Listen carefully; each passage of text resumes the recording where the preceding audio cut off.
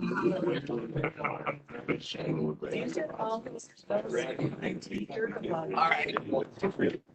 Let's call the meeting to order. Security for this training. Yeah, and I fell for that. All right. I must have did about 3-4 trainings. Approval of the agenda. Make a motion to approve the agenda. Okay, second. Anybody see anything? We do have a public hearing at quarter after. We'll get some stuff. All those in favor then say aye. Opposed? Pull up the minutes of our last August 18th.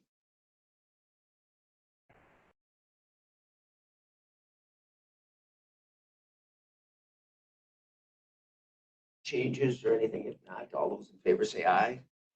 Opposed? Public comment. We have public comment that isn't on the zoning issue, the public hearing. Yeah, I have some public comment. All right, please state your name. Paul Isaacson, Mayor of the City of Amory, and I thank you, Environmental Service Committee, and all the other people here in the room. I'm here on behalf of Educational Farm Stays. And what I'm envisioning for the future is a Polk County Educational Farm Stays, a hosted accommodation on a working farmer ranch permitting up to 5 self-contained RVs per night, with guests paying for the privilege of staying overnight and learning about agricultural practice and products. Educational Farm Stay is about a variety and fullness of the Wisconsin agricultural experience. Learning about the operation of the farm, its products, its livestock, learning about the role of agriculture in the community's economic life, relaxation, and the unplugged nature of the setting. Farm stays promote rural economic development, agricultural tourism, and an appreciation for Wisconsin agricultural heritage and quality of life. Guidelines, a few guidelines, I just threw some out there. A farm stays must be located on a part of the farm that produces agricultural products as a primary source of income. Primary function of the agricultural farm stay is education. Owner or tenant farmer must reside on the property. All the camping units should be independent camp units. In other words, you got self-contained waters. The little background, the state permitting process changed in 2017 with SPS 327, which they changed in the definition of campgrounds, campsites, and they increased the threshold to for state or local approval from 4 units to 1 unit. So now you have to get a camping permit at a cost of $600. That's approximately $400 for the permit, $200 for the on-site inspection. What we're looking for is something 1, 2, 3, 4 units on a farm site that hopefully the county can come up with some mechanism that we can do this, help create tourism and traffic to Polk County. And to go forward there, an independent camp unit is equipped with self-contained water storage tank and toilet facility, range to a holding tank. So I just want to make so there's the background and history.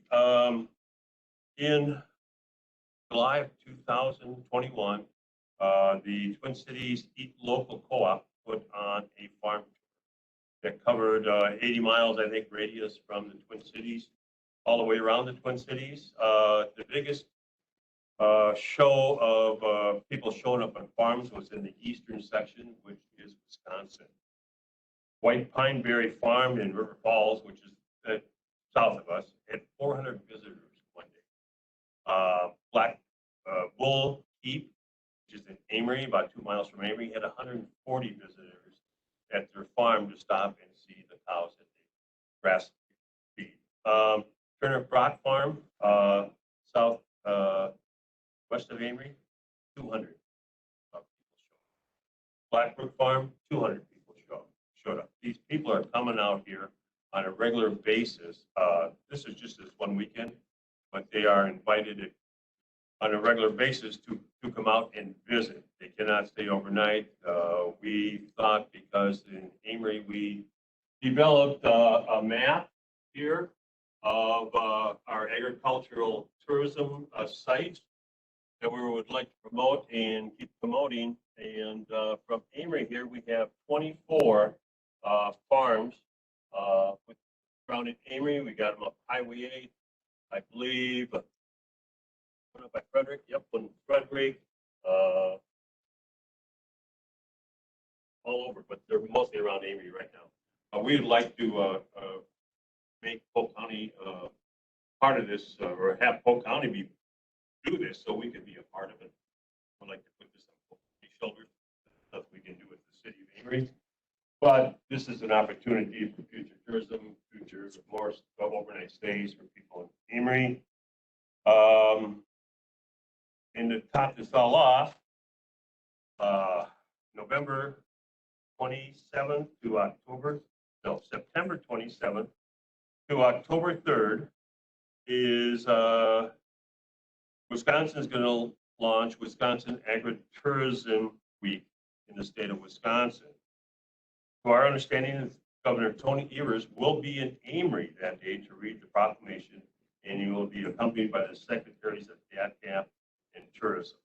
So we've worked real hard on this. Amory is not the only place they're going to be. They're going to 3 different cities. They're going to start off in Amory, I believe, in the morning, do their announcement here, fly out to, I think, the southeast, down by Rockwell, and then to the northeast. Do 3 announcements, but they picked Amory as one of them because of this, that what we're doing in Amory. So I would like to, I'm going to stay, and so if you have any questions with the zoning or health or whatever, I'm not sure where we're going to go. I'm just presenting an idea, and I'm hoping that Polk County can make this something like this work for the good of Polk County, actually. So, thank you very much. Thank you. Anyone else? Public comment? Here, we do have some people upstairs, but the West Conference Room is set up today, so they're coming down. Oh, okay. So they should be here any minute. Sure.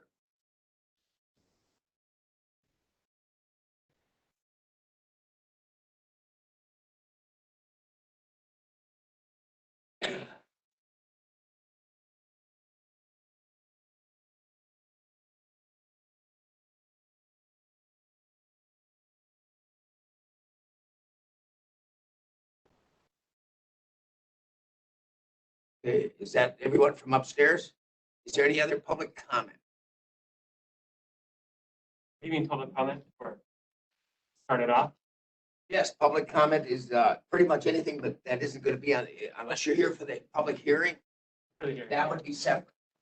But if you have any other thing, it is what public comment's for. You're all here for the hearing then, basically.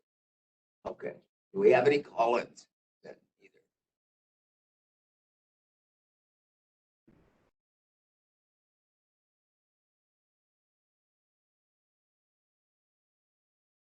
Want some chairs?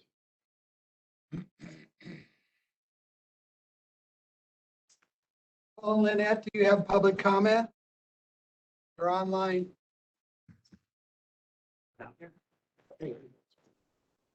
Paul Lynette, Paul, they're asking if we have a comment. We're on live. They asked if we have a comment A comment about the issue.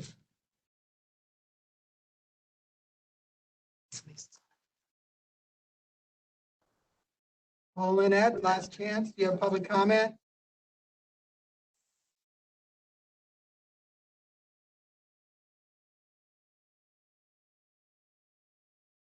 Caller Jane, do you have public comment?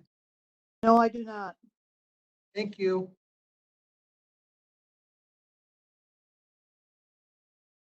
Mr. Kemp, Gerhard Kemp, do you have public comment to provide?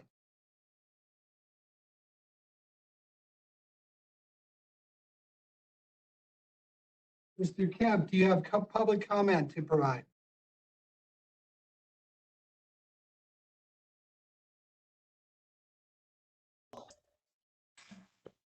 Deb Walsingham?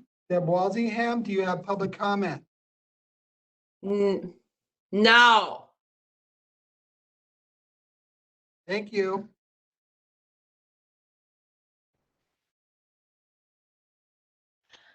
Mary Olson, do you have public comment?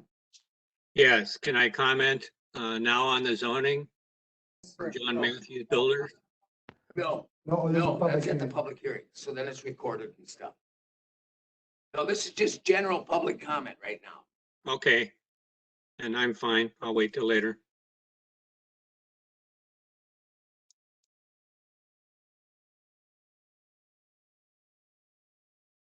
The rest just odd Thinking they're all. for the other stuff. Nobody's spoken up otherwise. You can do this.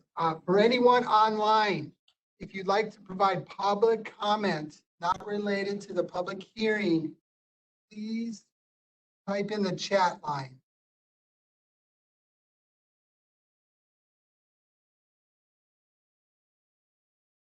They just asked if Deb Walsingham has any comments to the first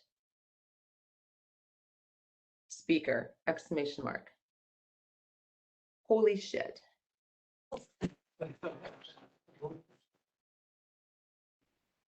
Yeah. We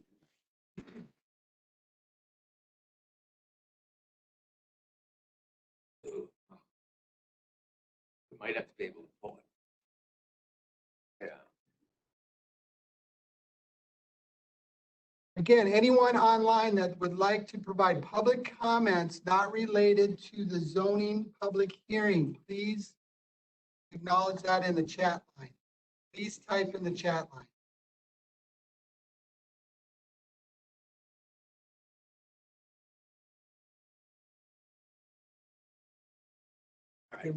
Yeah, all right. So we're good that way then. So we'll close public comment.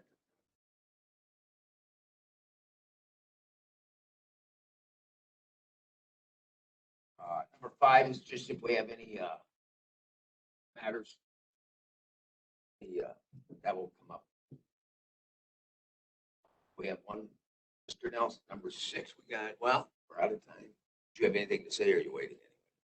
Just supporting what Paul Isaacson said. I've talked to Paul and I think it's a good idea that our county gets behind that initiative. Okay. Just wanted to make that comment. Sure. All right, then let's get Jason. Let's get started on the hearing. That's what everybody's here for.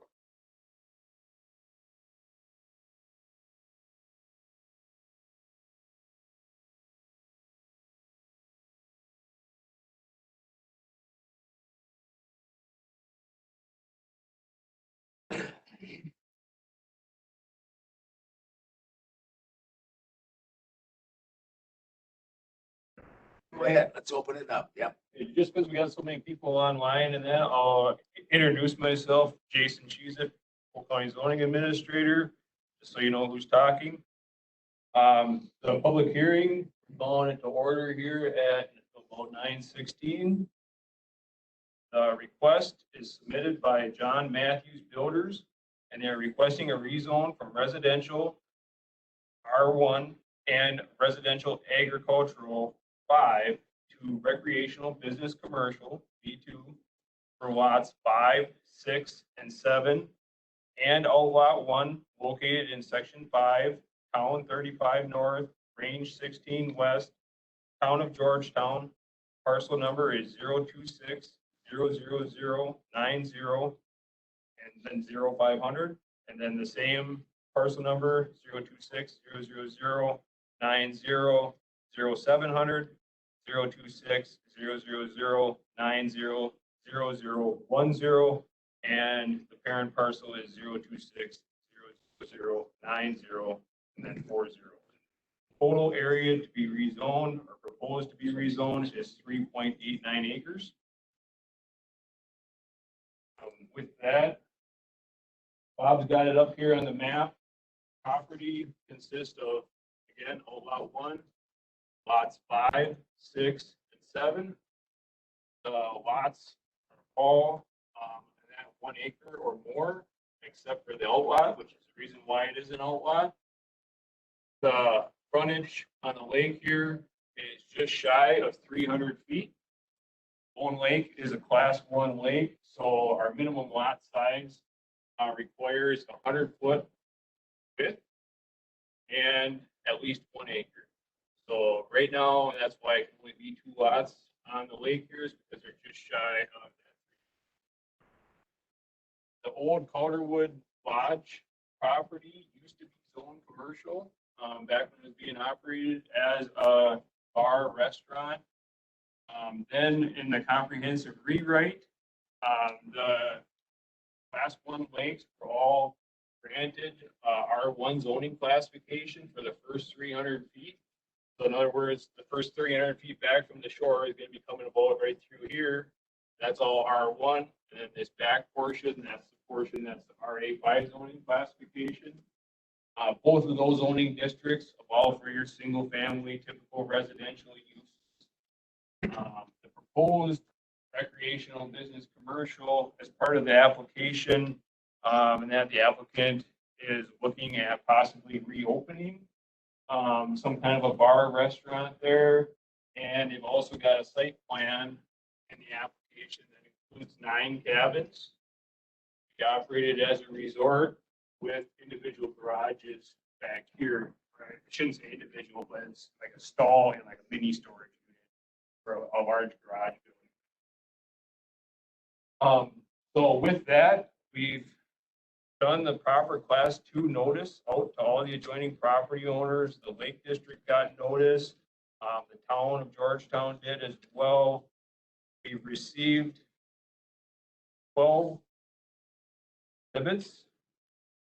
And the first one is the town of Georgetown minutes that we received. And their meeting was held on August 17th of 2021. And I'm just going to jump down to the Calderwood rezoning portion. That they have the cabins mentioned to be 1,800 square feet at the town. They're making a driveway on the east side going south, rezoned to recreational commercial. It was zoned that previously before it went to residential. John Malamphy made a motion to approve the subdivision as drawn for the Calderwood and changed the zoning. Mark Entz seconded, motion carried, and then needs to go through county. So that was in their minutes from last week's meeting. What were the votes? It just says motion carried, and that Malamphy made the motion, and Entz was the one that seconded the motion. With that, I know we got a lot of people to speak, Mr. Chair. I don't know if you just want to take and accept the exhibits into the record, or if you want me to read them all, or I can try to keep track of who speaks in that, and then we can just read the ones in that don't provide comment today here at the hearing.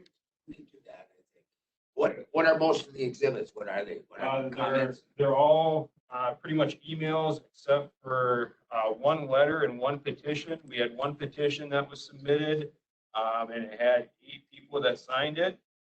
And then we had one letter that was submitted by the Bone Lake Management District, and they're all in opposition. Okay. So exhibit 1 was the Exhibit Georgetown. 1 is the town minutes and that, and exhibits 2 through 12 are all letters of objection.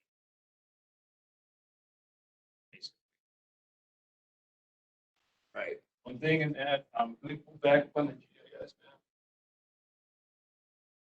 That's been kind of questioned in that for a long period of time, is the access to this property is on 240th here. They have this private drive that's been coming down through here. You can see that there's even a little path where they've used it in the past.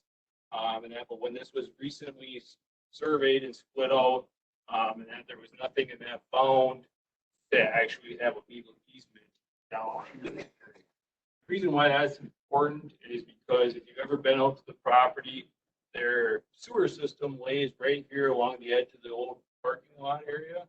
And then this is a really sharp drop off down to the flats here.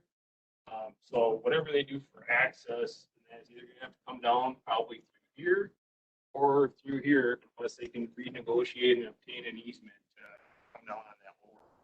That's a private road. They do not own that private road. Private road is owned by who? Correct, it goes through many properties. Okay. So, All right, just so that we know that it, yeah, yeah. here you can see there's roughly 40 feet of elevation change. That right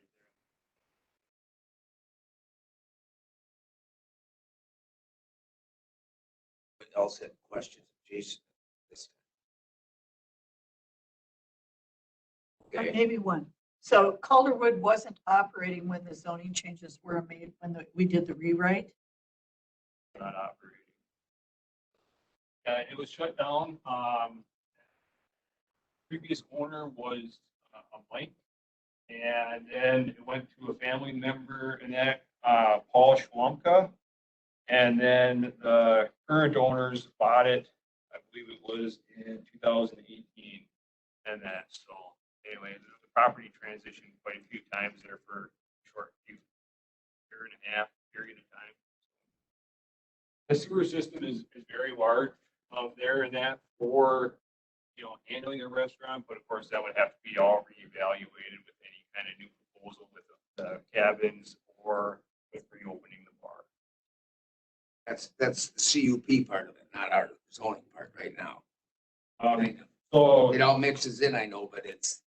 depends on what the proposed use is and that. So here Whately and that they obtained a conditional use permit through the committee here to be able to operate a transient lodge, which is a short-term rental.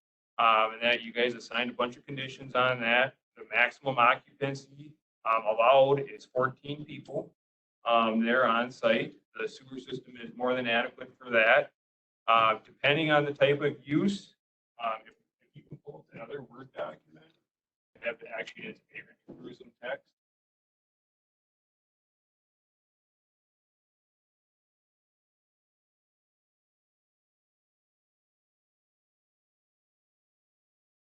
Scroll all the way down. Okay, hold right there. So the reason why that we believe that they're asking to go to the recreational business commercial zoning classification is because number 3 allows for a restaurant or a tavern. And also in that number 4 and number 8 or 9, that might apply because resorts or like a recreational camp atmosphere could be done. Campground though, and that's the reason why I said number 9 is that would not be permitted because you got to have at least 5 acres underneath our ordinance in order to have a campground. So campground would not be permittable, but like recreational camp, resort, or restaurant. But any of these other uses here could also Number 10. apply. The manufactured. Sir, you can't speak. Oh. These here would be the allowed and permitted uses of the zoning classification. So if they did qualify for what they're planning on doing, any one of these things could fit. The 1 through 11 and 9, they can't. It's the only one. And the acreage, okay. So everything applies there except number 9. All right. So and then It's committee members and then we'll let you do yours. Please, okay. here's also the conditional uses. And that would be allowed in the B2 commercial zoning classification. There is, maximum building impervious surface. There is minimum landscaping standards. The minimum lot size is 1 acre. So the existing lots do conform with the B2 commercial classification. Those are the uses in that then be allowed at this rate. Just clarification on the driveway part of it. So the driveway to get to cabins that are or homes past where we're talking about goes through that current property. So all of the cabins to the south have the easement here, and that anything that they're going to do on their own property here is going to have to be accessed off the town. These here, the easement basically stops here. They don't own those. They don't. Yeah, so it comes in from the south going north. They don't own it. The one property right here may be investor, but it's not under the same ownership.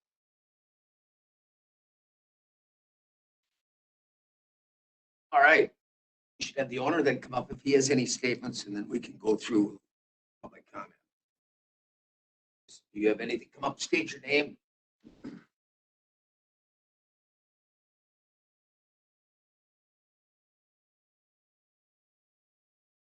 Right now?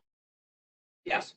Eric Hermanson, I'm one of the owners of John Matthew Builders for Calderwood. Purchased it in 2018. Basically, what we're looking at doing is getting it rezoned for the possibility to reopen the restaurant up in some kind of capacity and then add a couple of cabins. Right now, our original plan was to try and put 9.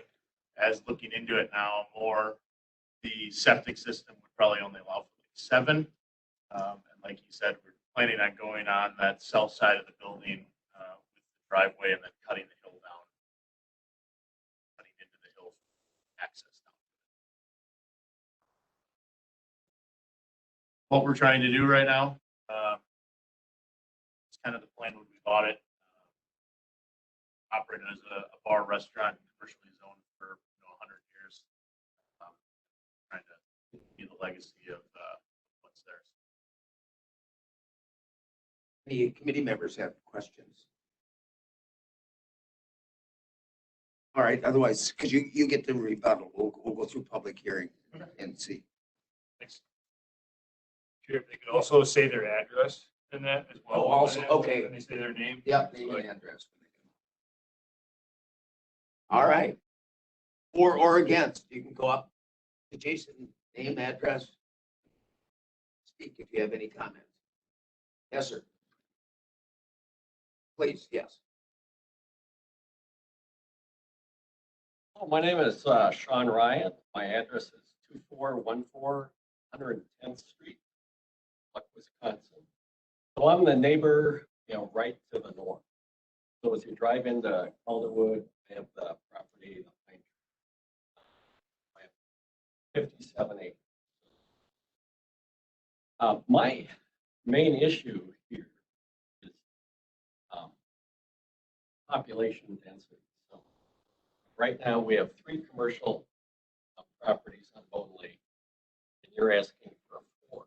And our side of the lake here, it's all together, all bunched in, really within, a mile or half a mile. And it's just overpopulated.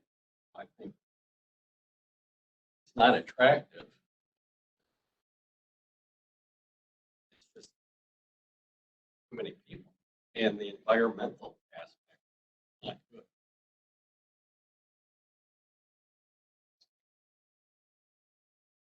Okay, thank you. Anyone else? Public comment?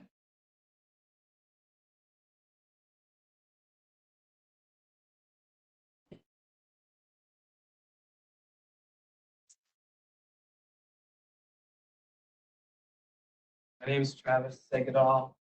We just purchased 1085 240th Avenue, budding property. I oppose the rezoning. Similar comments as Sean just spoke about. Also the environmental aspect. I was online just kind of seeing what's going on. I've been told like in front of my property was a spawning area. I can't confirm that. I'd like to put that into the notes. Because the zoning would allow a marina, potentially. And with that, there's 9 homes, 1,800 square feet. I don't know how many people that allows with the transient lodge, assuming they all become transient lodges.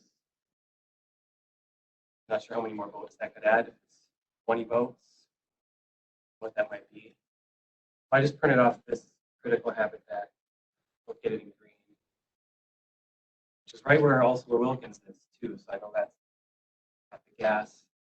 Sorry, Eric, I'm not sure if you guys had plans for the gas or anything, but that, it's a big concern. Just pollution and whatnot. There's already a lot of some. I guess again, if will the 9 cabins be, will you guys be selling them or will you be transient lodging them? That's something. We'll ask questions like this or just No, speak. well, Oh, I'm sorry. He can respond to those questions Okay. when he rebuts to that, but yeah, and that's why I can't even answer Okay, questions. perfect, perfect. And some other neighbors sent me an email with their questions. They were sent into you, Jason. Are they questions? I know you responded to them and That's part of one of the exhibits. Yep. okay, so I don't need to bring that up here. I guess that's my main is the additional, it is already a busy spot on the lake with Wilkins and all those tiny cabins. I guess I don't need to repeat the shot. But I oppose the rezoning. Thank you. Anyone else?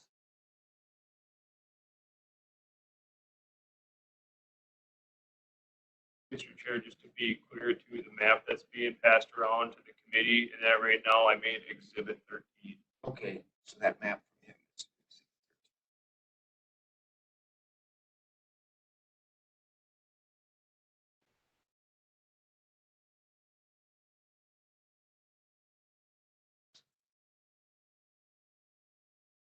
Yes, ma'am. Gina Ryan, wife of Sean, 2414 110th Street. My concern, and I am opposed, our property, Sean did not mention, has been in family for over 80 years and very much preserved. The original cabin was built in the 40s. Our cabin was built in 1961. We could easily, with the acreage we have, cut it up, make a lot of money too. We are not bringing back Calderwood. I went to Calderwood. I've been here for over 35 years. Not bringing back the smoky Thousand Island dressing and the beer cheese soup. I think you're selling a pipe dream. People that knew Calderwood would come from all over, and it was generally older population that would come back in the 80s and 90s. They were brought there by their families, brought their own families. This is not bringing back Hollywood. It's bringing back another bar, some other kind of restaurant. It's not a nostalgia thing. I think we're being sold bill of goods that way. I agree with Travis. We don't know, are these cabins going to be all different people coming in, different weeks, different boats, that don't have a vested interest in our lake. Look at our eagles. Look at our loons. We have beavers on our property that we steward. What are we doing to our environment? What are we doing to something that should be very much a treasure and not just carved up and sold to highest bidders, or people who just want to come in and have no personal interest in us? Thank you. What else? Hi, I'm Mike Cooper. I have 3 acres just on the south side of Colorwood up on the hill. And my address is 2397. And when I first bought the property, Color was in operation, was small scale. I mean, hardly ever was open, whatever. But since it turned over to the rental business, people come up there and paying a lot of money to stay there, and they're gonna do a lot of celebrating. You know, I mean, they come in there, and on the other side of us, we overlook Wilkins Day, and got the Wilkins Bar down there on the weekends. It's very noisy. So that's my biggest concern is the noise population. It's, you know, I mean, it's getting out of control up there, and you know, fireworks going on, parties. I mean, just I got the campground there that which they expanded, and now you know Wilkins Bay is considered as a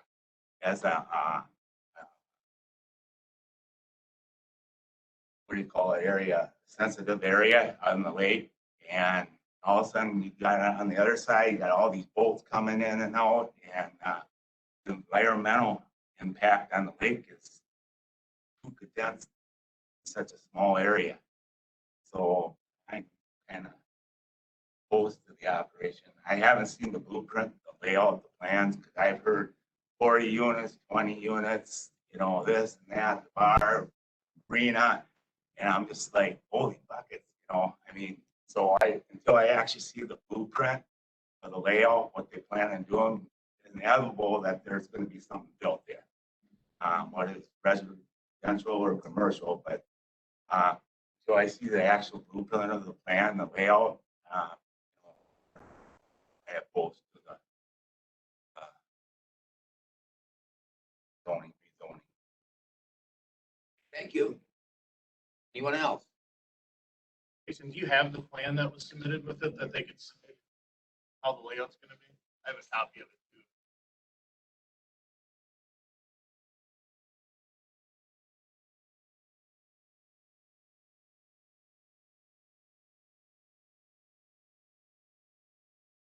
Anyone else? Because then you can come up and rebut, maybe show us that plan. You want to answer any of these questions that they asked? I'd like a copy of that plan. Yeah, we can put it up on the screen if you want.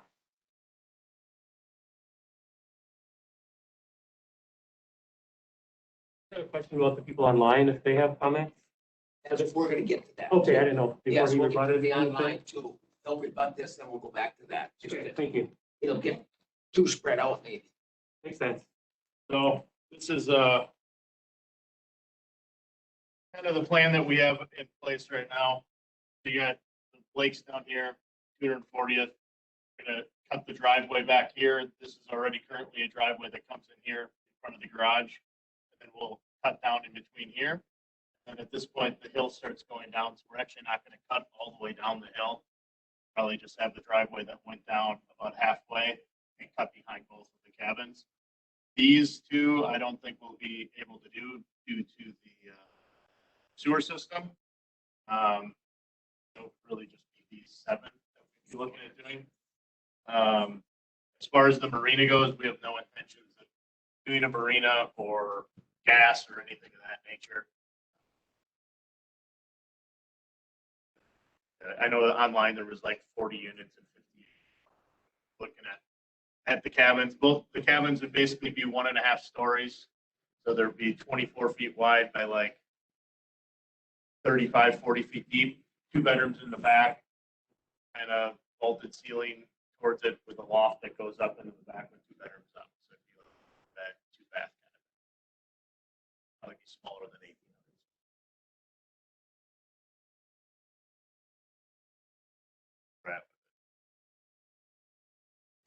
Want to mark that then as an exhibit too then? Yeah. Jason will mark that, okay. Can I ask a question about the marina comment? Oh, the one other thing that you guys were asking about was if we're planning on. Time speaks, please, and you go through us to ask questions. So go ahead. Yeah, Answer the that. only other thing I forgot to answer was people were asking if we were planning on selling them or keeping them as like as a rental. Right now, we're planning on keeping them, but we're gonna have it condoed off because I think we're gonna probably be selling them off at some point here. But it would be condoed off individual parcels so they could be sold to individuals. Yeah.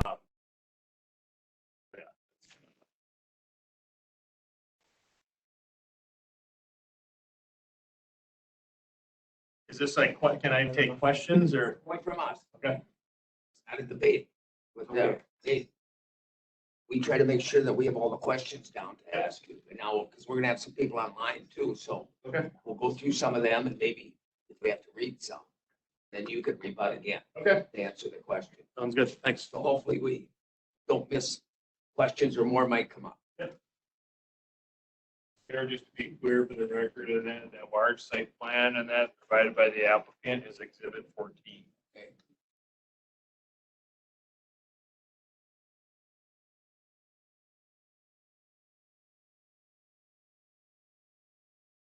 All right, so then let's Let's go online. We have two. Okay.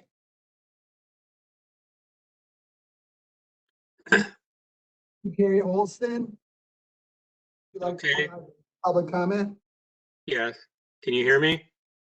Yes, sir. Yes. Okay. My name is Kerry Olson. My address is 2392 117th Street. I'm also the chairman of the Bone Lake Management District. And so our concern is with the preservation of the lake. That is our charter from all the members of the lake to make sure that we keep a clean and active lake.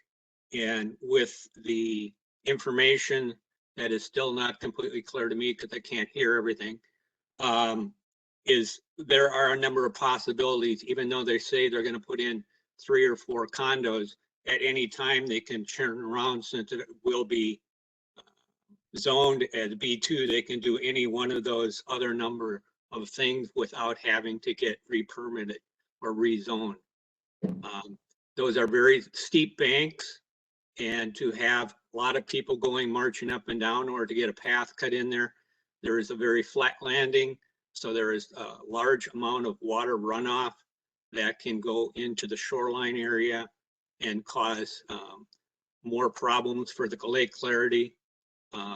If they would open a marina, the lake on that side already has very high density of boating with Wilkins, Rest Point, and the others.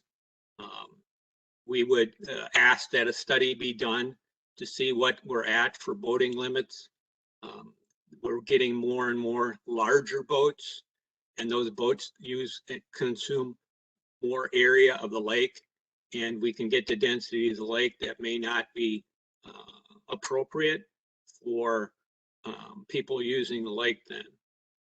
Also, with the wakeboard boats, if they're coming close to that shoreline, there'll be a lot of shoreline erosion, and we're already having people looking for grants to get shoreline mitigation, where the impact of the wakeboard boats are causing severe erosion out of their property of 5 or 6 inches a year.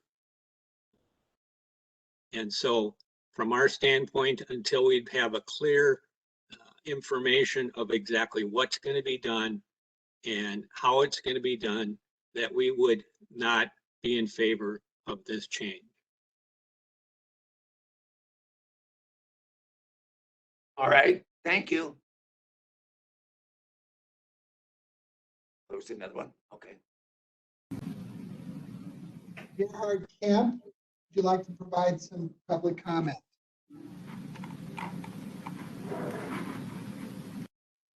Mr. Gerhard Camp, this is your opportunity to provide public comment.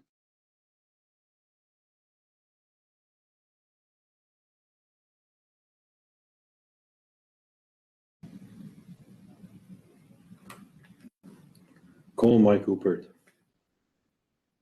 Mr. Camp?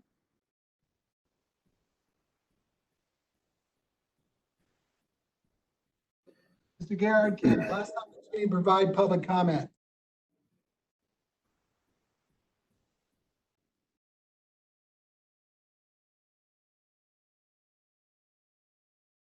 Mr. Chair, I got one more.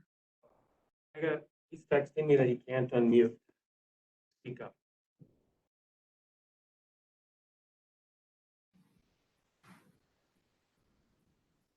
Look at the chat.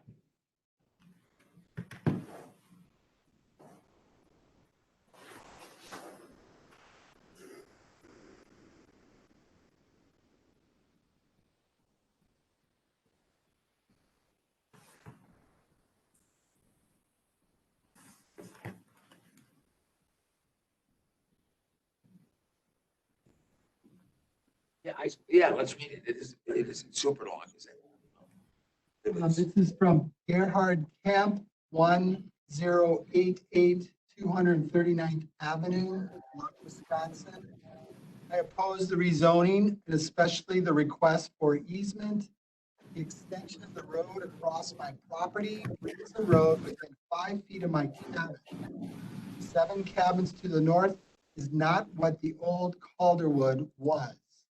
The existing operation already occupied more than the approved permit with lots of noise, occupants trespass. He has a question. Can we see a copy of this plot map?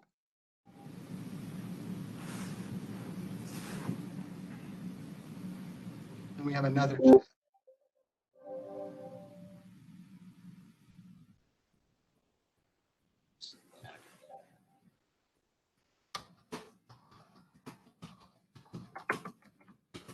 Yeah, the chat is from someone else. Yes.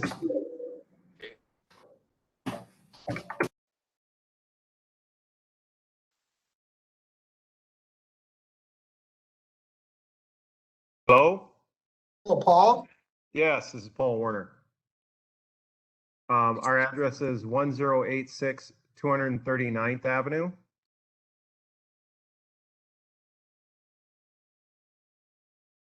So we oppose this change. Some of the reasons have already been stated. We enjoyed Calderwood when it was a restaurant. We agree that it was a low scale operation. And it would be wonderful to see the Calderwood restaurant reopen. However, we're aware of at least 1 or 2 people who have looked at trying to reopen as a restaurant, and they said it just was not financially feasible. So we somewhat question that direction on this request. The other thing is looking at from the standpoint of adding rental units. Essentially, that's what it would be from our perspective. Then we're bringing a whole set of people who do not have a vested interest in the area and tend to carry on. In full disclosure, my wife and I have done some part-time rental of our cabin as well. However, we have a very vested interest in the location. We plan to retire there in just a few years. And we, as our neighbors can attest, do a really fine job of identifying who's going to rent our place. We're extremely careful about that. And we want to make sure that our neighbors remain on good relations with us because we are planning to, as I said, retire there. So from our perspective, adding 7 to 9 cabins that would essentially be rentals opens us up to an entirely different set of people. And we're fully aware, based on our activities, of what that traffic can mean. The other thing to state is we absolutely do not want to have the level of traffic that we're talking about here across the roadway, which there's an easement that is granted for the purposes of roadway across our property as well as other properties. But it was never meant to be at the level that we're discussing here. And especially we have grandkids and dogs, pets that are out and about. And we don't want to have them in a position where they could potentially get run over because traffic as it is, when people don't have a vested interest, they drive fast. We've seen that before. So anyway, we're in opposition to this and appreciate the consideration of the county. Thank you. Thank you. We got one more. All right. This is Sheila Steiner. You have public comment? Mute yet?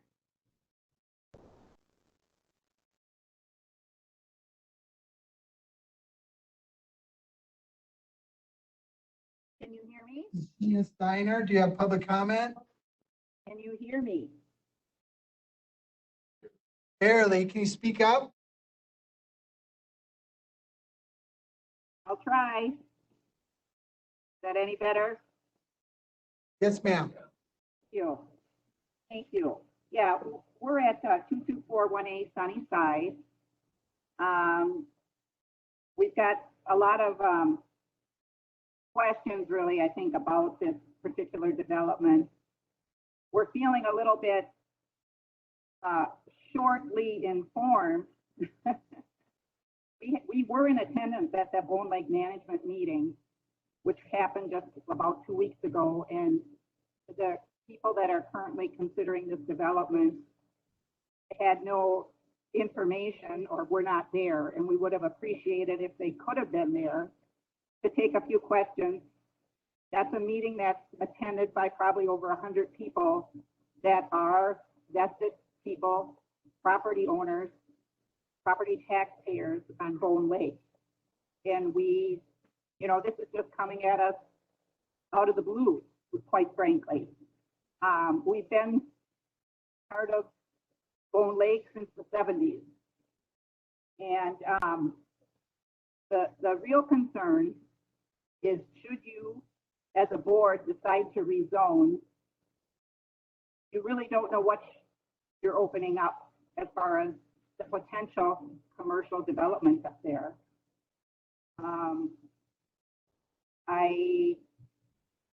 I am opposed, as you can tell, and as I've stated, and I think needs to be a lot more communication and information from these developers. Thank you very much. Thank you.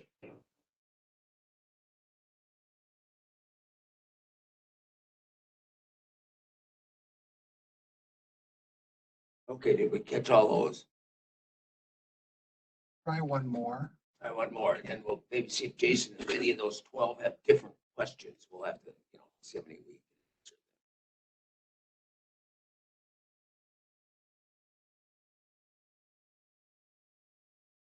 Mr. Tim Kidder?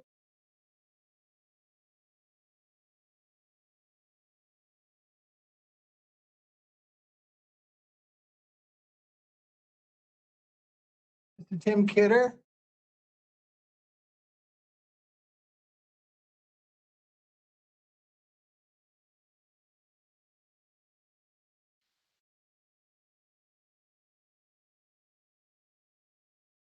Okay. Now, those others, the first exhibits are here through 12. Any of them have any different questions? Right now, we might have to ask about that. They're talking about an easement. We get the map back up to see if we can see where that is. You want me to answer that? Just a minute. I'm going to ask Jason first to see if it's marked an easement, or do you know, or we have to. The closed driveways coming down through here. He was talking about the old easement that doesn't access the property. So it's coming down from the south. Yeah, it's not, there's no access to the property. He was missing.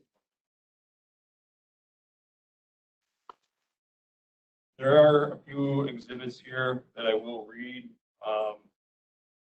About 7 of them have been crossed off because they've already provided comments.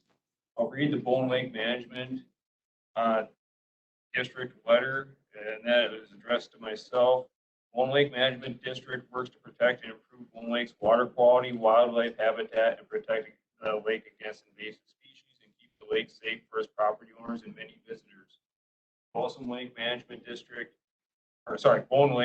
District of Commissioners is concerned that the above referenced zoning change for the Calderwood property would increase development and increase water usage to unsafe levels. Adding more permanent boats to the lake could add to safety concerns, environmental impacts, and at some point push users and property owners off the lake, resulting in a negative economic impact. The Bone Lake Management District requests the Environmental Services Committee to postpone the decision for rezoning of this property while carrying capacity study of Bone Lake's users can be completed and more details of the property's proposed development can be presented to our Board of Commissioners, property owners, and visitors. Knowing Bone Lake's capacity for boating and other recreation will help us determine the proper management practices to keep the lake healthy and provide quality recreational experiences for all users. And that was submitted by Karen Engelbretson, Secretary of the Bone Lake Management District. That was Exhibit 2. Jump to Exhibit 4, which was the petition. The text of the petition was, as property owners neighboring and surrounding the lots 5, 6, and 7, and it goes on to provide the parcel numbers. We are objecting to the rezoning of the before mentioned property until the property owners, John Matthew Builders, provides a written explanation of the intended use that requires the property to be rezoned from residential and RA5 to recreational business commercial. And the property owners that signed that were Mark Peacock, Kelly Hubert, Gerhard Kemp, heard from a couple of them, Roxanne Shade, and Deanne Rio, Paul Werner, and Paul Hubacher, and Travis Segdahl. Exhibit 5 was from Ryan's, which we heard from both of them. Exhibit 6 was from Segdahl's, heard from them. We did have an exhibit 7 from Tim Kidder, and his email was, to whom it may concern, in case of technical difficulties during the WebEx meeting tomorrow, I would like to comment briefly. I've already submitted my concern to the county clerk yesterday ahead of the 24-hour deadline, and Ms. Lundin replied and was very helpful. September 1st, Environmental Services Committee regarding the agenda item for the zoning request. As a nearby neighbor, I am opposed to the change from residential to commercial recreational zoning, giving the potential for adverse impact on the water and shoreline. So keep my comments brief for now until I have more information. 7. Exhibit 8 was from East Millis. And he was one of the women that signed the petition as well. Hi, Jason, I'm writing in response to the application attached. My husband, Andy, and I own the property at 1084 239th Avenue in Luck. We have owned this property since 2005 and take great pride in this beautiful lake and surrounding area. After reviewing the letter we received attached below, we strongly oppose the approval of this application. I'm concerned about all the boats that will come in and out of the lake by multiple renters and the impact that it will have on the lake. As you know, more boats leads to more potential for bringing in foreign things to Bone Lake, such as milfoil and zebra mussels. I'm also concerned about the safety of my family with strangers constantly going in and out of these properties, as well as inexperienced boaters that it will bring to Bone Lake. As a longtime cabin owners, we have already been impacted by the renters at Calderwood with all parties, renters coming onto our property and asking to borrow such items as tow ropes. This being approved would only increase these instances and could endanger others on the lake as well. I hope you seriously consider the impact that this would have on longtime property owners like us. Submitted by the Millis. Exhibit 9, and that was submitted by Alex Ortwich, and he's a property owner on Bone Lake. He's got some concerns about runoff on the property. He provides the notice that was provided for this rezone. His questions were, how does this rezoning change fit into the township's comprehensive plan for future land use? How does Polk County determine if this request is consistent with the plan? What is the owner's intent as to the use of the land? In light of the rezoning request and possible uses of the land, what will the owner commit to doing as regards to ensuring that the future use of the land does not harm or have a negative impact on the health of Bone Lake? In order that any comment regarding support or non-support of the request of the zoning is made, various questions, including but not limited to those above, need to be addressed, answered, and then information is provided to the property owners and the Bone Lake Management District. I request that any zoning decision by Polk County regarding this request for rezoning the Bone Lake property owners and Bone Lake Management District have the opportunity to review and discuss and answer all the questions, and then be given time to voice their opinion either individually or as they may direct the Bone Lake Management District Board. Thank you in advance for your prompt response to the questions and comments and concerns. I did provide answers to those yesterday. Exhibit 10 was submitted by Phil and Sue Foster. Hi, Jason. I concur with the concerns that Alex Horwich, which is just the last exhibit that we had and Carol Ingebrigtsen have raised with this zoning request. I would like to have the committee put this zoning request on hold until more information is available. In that area of Bone Lake, it is a high concentration of lake use with approximately 45 backlot property owners at Easy Living and 60 watts at Sunset Cove. All of these have lake access, and the lake is becoming very busy on weekends and is unsafe at times. The county should ensure the lake remains available and safe to be used by the general public. Depending on the plans by Matthews, this could be the tipping point that the lake is not safe for general. Exhibit 11 was submitted by Paul Werner. We already heard from him. Exhibit 12 was submitted by Craig Barnes. And Jason, I'm opposed to the refining request of the Calderwood property that we meant rezoning request to commercial. I feel a 40-unit condo development is too dense for an approximate 4-acre parcel.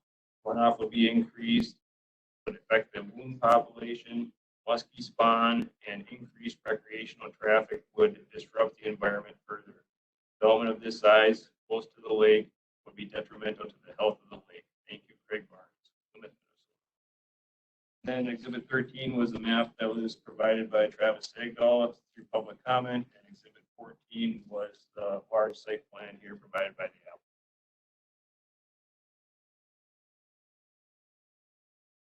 All right, so then in the questions about the management and stuff, I don't know, do they get input at the town level or how does that work? Water management unit, it's kind of a separate entity, isn't it? In the Lake District? I mean, do they, I don't know if the town if they had work any with the town feedback planning or on not? it, or not. So, as far as when we look at any rezone, that really the 4 criteria that the town and the county should be looking at is the existing land use or past land use of the property, the surrounding land use of the property, compatibility with the proposed zoning district change with the town's comprehensive plan and the county's comprehensive plan, and also in that any impact on public infrastructure. You know, so public infrastructure, could that also mean lake? Possibly, you know, and that typically we see it for roads, you know, if we're rezoning to mining and that, about what kind of access they have for roads, if they're driving down a private drive. So that's some things for the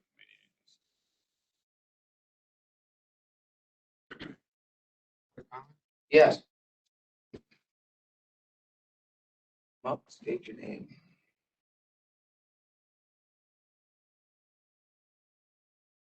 My name is Chris Nelson. I live at 1862 Pine Island Park Street, Milltown Township. I'm also the county board chair, some of you. One of the things I think are, and I'm not going to vote on this, so I feel comfortable that I think it should be discussed, is, and I'm a contractor, so I'm a developer, I'm pro-development, I'm pro-economic development, but what I hear as a chair constantly is a lot of people move to Polk County because of what we have. Then they get here and then they want to change it. You know, and I think this is what's happening. And I think our board needs to take a serious look at some of these projects that are purely kind of a economic issue, right? Where developers are going to try to do this. In my district, I have Balsam Lake, Half Moon, and Antler Lake. And we're getting pressure on all 3 of those lakes too. And one of the things I concerned about what I hear here today is, you know, how creative we can be as contractors or developers to condo property, right? We passed some stuff a few years ago about backlot development, that you could not create backlot development to have access to the lake. So it's a very creative way to condo property to allow people that are on back lots to still have access. So just wanted to share that with you guys, and discussion continues. I think as a board, we definitely should be having this on our radar, because I think these are the changes that are coming, and whether we want them or not, I think this is a tipping point, which I agree with.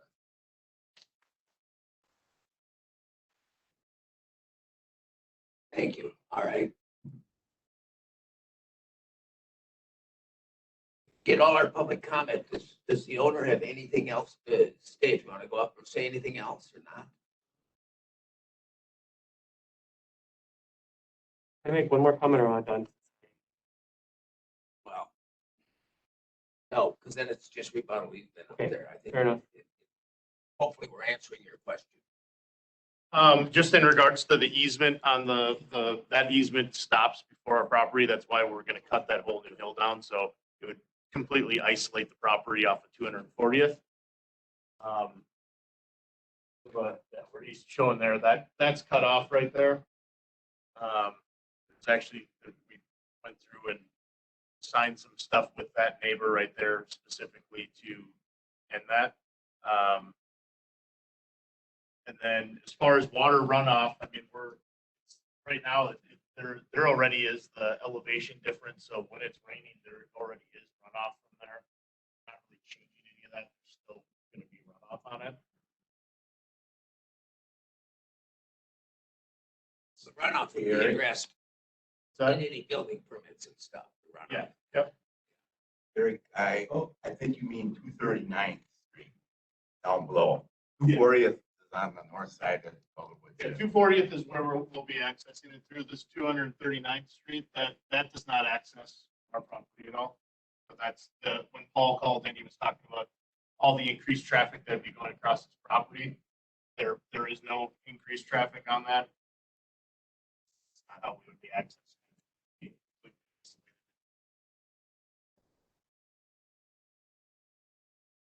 All right. All right. Up there. Let's do it.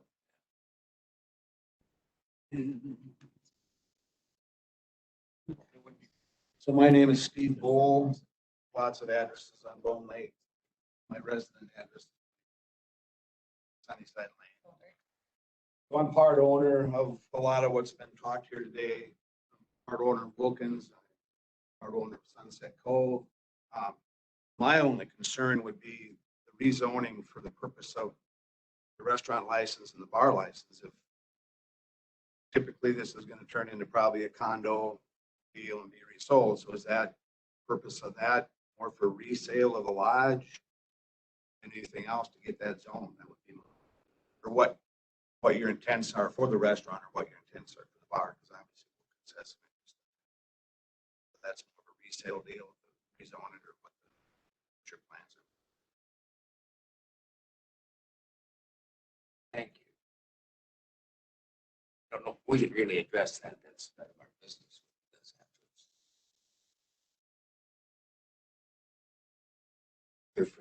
more or less. All right. Questions?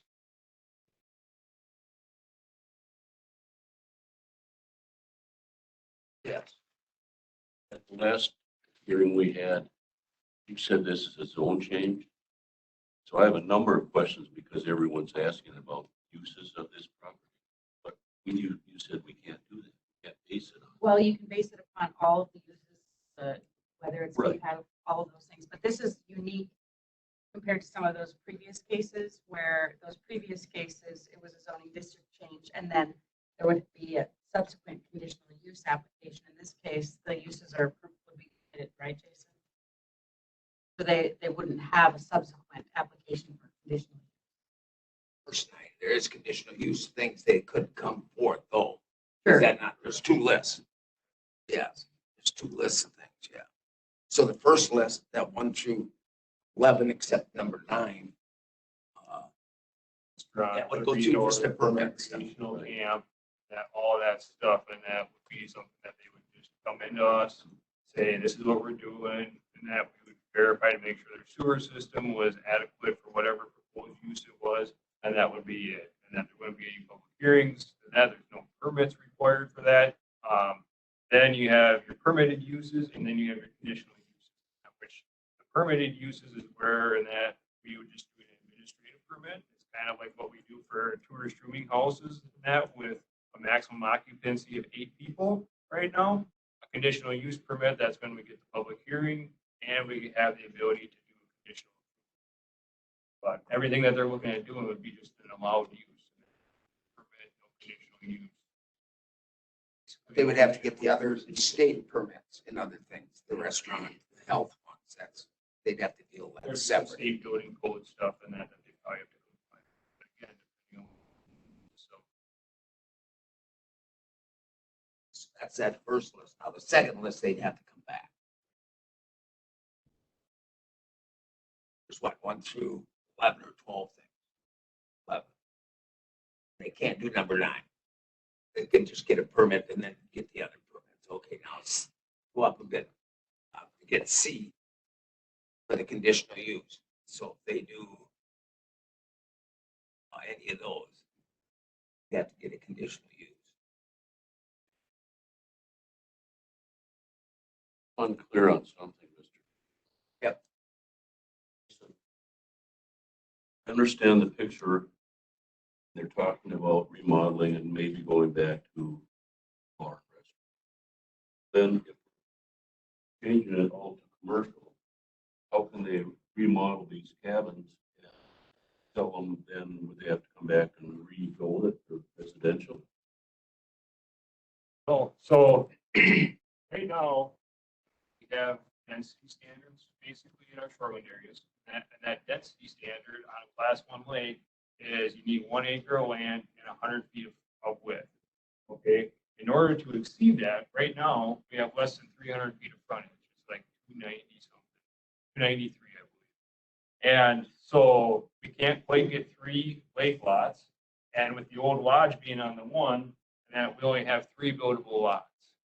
And it's their desire in that to be able to have more. So they're looking at rezoning it and that to take and own multiple cabins right now. And then the condo plat, when that comes through, that would be basically a way to get around having to go through the Chapter 18 subdivision ordinance provisions and increase the density on that. Because basically right now we're saying that you can only have 3 houses really in that with access, and that's if they give a legal easement through one of the lake lots there. But really right now they only have 2 lots with riparian access. And that's so, and we would basically be taking that, putting it in, and we'd have 7 or 8 condo units, and that are up to 9, I think is on the proposed plan with the old Colorwood Lodge building, because then everything outside of those buildings would all be owned by the condo association. And in a condo like that, they typically actually own the land underneath the building too. So when you own a condo, all you own is basically the 2x4s and windows and siding, and the ability to use that space how you want. And that's how the condos work. The condo association has all the land, so that's why people can still have access to the lake and stuff. So we look at our impacts to public infrastructure. This property being a lakeshore property is a little bit different than maybe a gravel pit, because in that, yes, that the density would be increased beyond what would normally be allowed if that's the proposed use.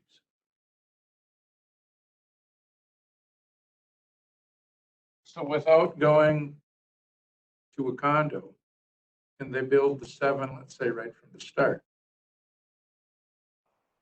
The way they can do it is to rezone, because otherwise, in that, they're only going 1 dwelling per lot. So we have 3 buildable lots there, and then that outlot, the outlot can only be used for an accessory building. That the Colorwood Lodge counts for the first lot, and that, if they wanted to tear down the lodge and rebuild a home there, they could. But then right now, they can only build 2 more houses, 1 on lot 5, 1 on lot 7. No rezoning.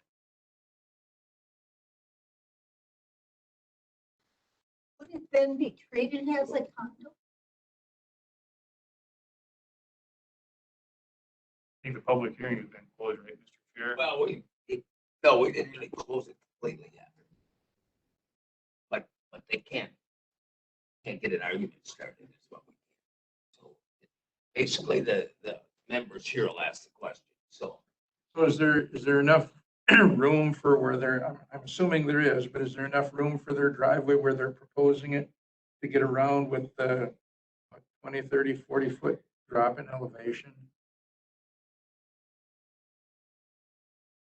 And how they do it, and that most of that hill is beyond the 75-foot setbacks, so with some retaining walls and that, I think it would be possible.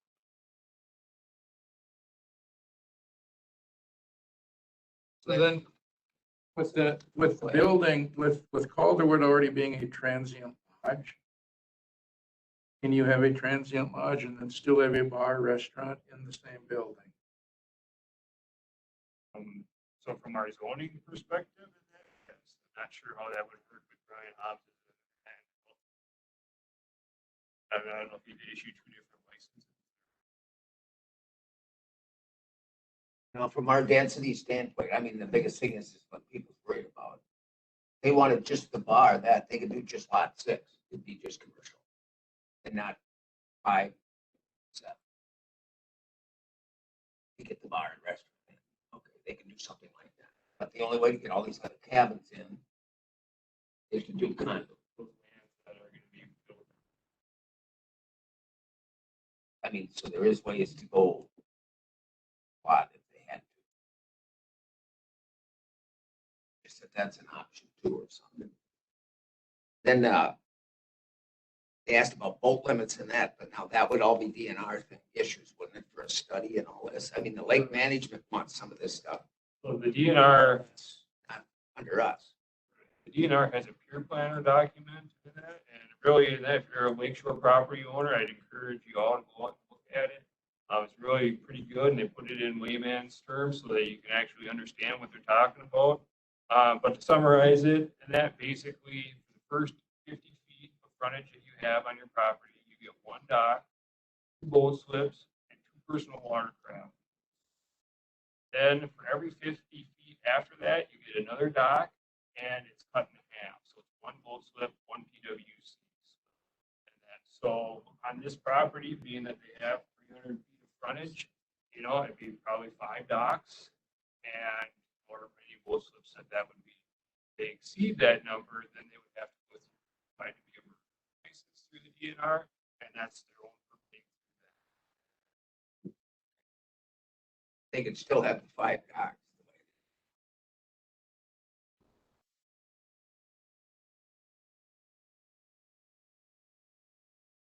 Do we know Georgetown's planning committee, or do they not have one? No answer.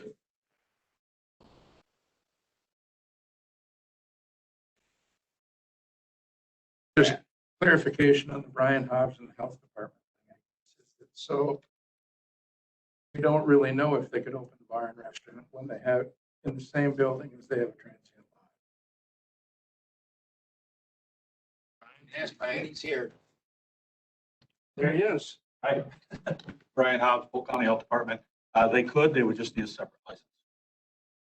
There's no restrictions on that. There just has to be some separation so people aren't staying there and walking through the restaurant. But they can. So the restaurant, bar, whatever, would have to be separated from the transient lodge.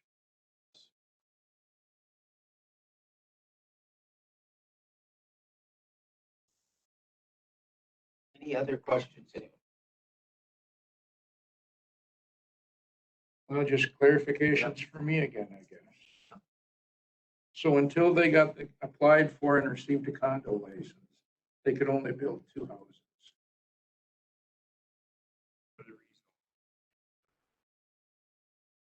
After the rezone, they could build the 7, but could the 5 behind it get access to the water? All the land would be, so look at this map here, Lindy. Good. Basically, the blue cabin unit, those would be like the new lot lines of the condo units. And that, so basically it's the footprint of the building, and then you can see everything else, and then going down to the lake, down in here, would all be association land and shared access.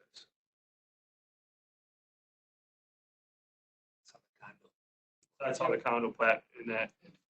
Thing with condos is, in that, yes, and that we just put it into our subdivision ordinance in 2017 that we can have review of them.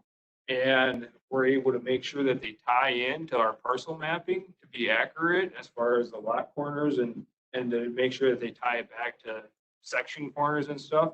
But there would be no approval at that time And that would, allow county zoning or any branch to take and deny that condo plan, as long as they're following state statute for designing a condo. Does that get sent to the state, the condo plan? Condo plat? Yeah. And that, yes. That goes to the state, be approved. Um, Does it come back here? Basically, all we're reviewing is to make sure that, yes, that it is actually, been amended and that correctly, it's tied in. And then we also want a copy of their bylaws. So, But we don't get to approve it or not approve even after it comes to the state. Oh, so it is like a regular subdivision. Oh, if this was creating a 7 to 9 unit, subdivision plat, then it would have to come before the committee. And that, but the whole condo thing's kind of getting around all the subdivision ordinance requirements. okay. It gets around our density and everything. Yeah. Okay.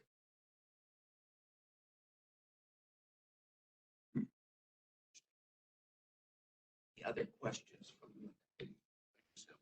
Yeah, I had. I find it unusual that Polk might do this, might do that. I see it.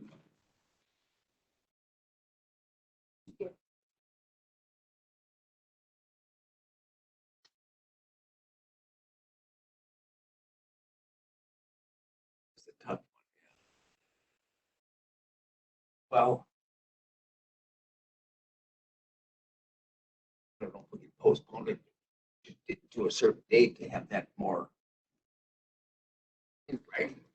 I don't. I don't. It's difficult and that to take and far into the weeds on their plans. But that's a fine line because their plans could ultimately dictate, what their impact on the lake would be, public resource.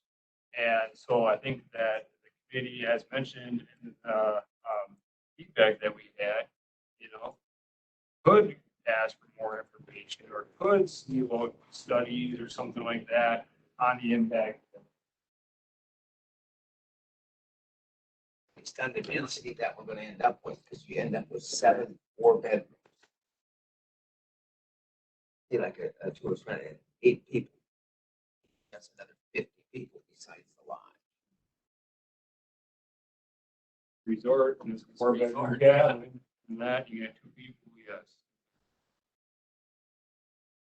At the end of the day, down the road, if it's a month from now or 10 years from now, they can do any of those, with the exception of number 9, they can do any of those things. Yes. I mean, they can start a marina if they want, they can do whatever was on that list.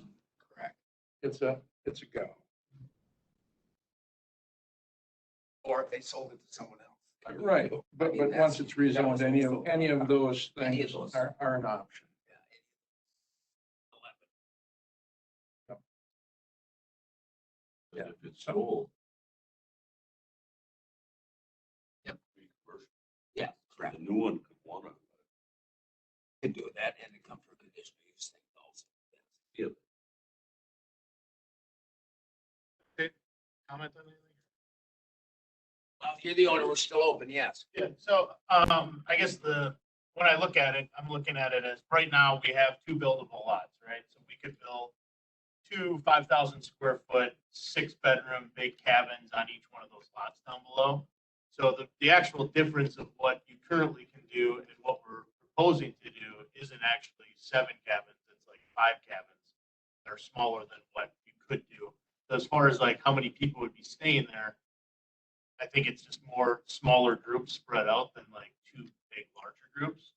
Because if we don't go through with this, we're gonna end up probably putting up like 2 large cabins there.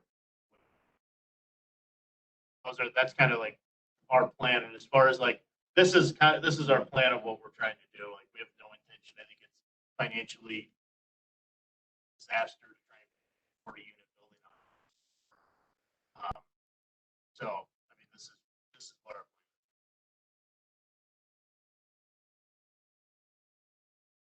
That being said, though, Mr. Chair, I think clear that nothing in the ordinance that states the size of the cabins and that for a resort.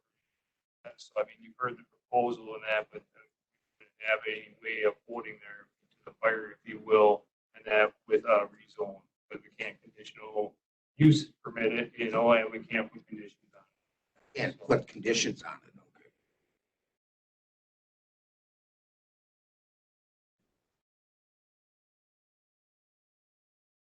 Well, any other questions?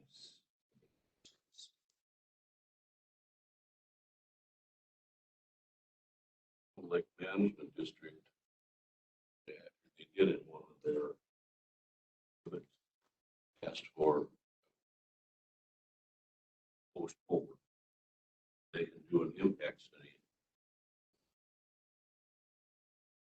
Of what is proposed, of what's proposed today. Yeah, kind of what. Yeah. Because keep going back and forth.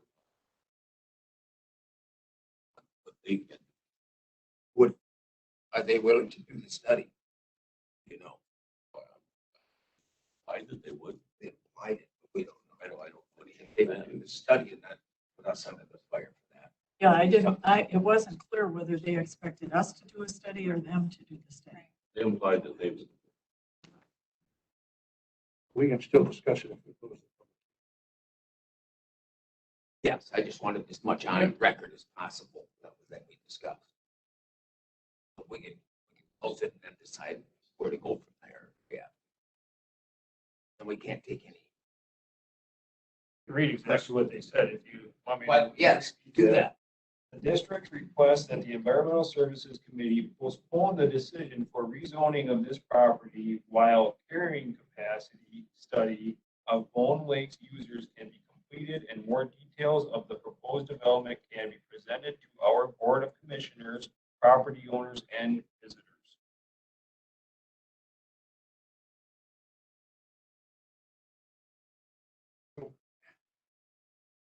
There's exhibit 10, Jason, you read that. So Sunset Cove and somebody else, one at a 45 unit and one at a 60. Correct. So, prime example, so if you're familiar with the Wilkins area, and that Wilkins has a few campsites and that on the south side of their building and across their parking lot there. Sunset Cove is the old Rest Point campground and that's a 60. Pine Grove. That? Pine Grove. Oh, Pine Grove. Old Pine Grove, and that is owned by Fashion Bowers. And that has got a portion that's mobile homes, and then it's got a portion that's RV park. And that it must be about 60 sites total there. But on the north side of Wilkins is what used to be another campground, an old campground. It's called Easy Living. And in Easy Living, I believe there's 6 cabins that are in the 100 series down by the lake. It's all common ownership around it. And then there's quite a few of them in the 200 series, probably 20 to 30 of them. And then they've got what they call the 300 series, which are more just travel trailers. And there's probably about the same, probably about 20 to 30 of them in that. So that's a prime example of something that was condoed, and that they actually condoed little lots out instead of just doing like the building footprint, like I was saying there. It becomes quite a nightmare for them for zoning because they've designated lot lines and they're very small lots to start off with. So to meet setbacks and stuff can become a real issue, but you got a huge amount of people using, they got less than 200 feet of actual lake shore. And that's all their access. Do they have docks, and is that a marina out there then too? Got a marina approval, but I do know that they got some shared docks.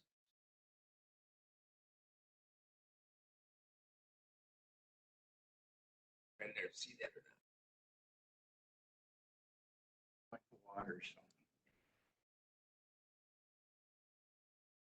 Other questions? Jason or the owner?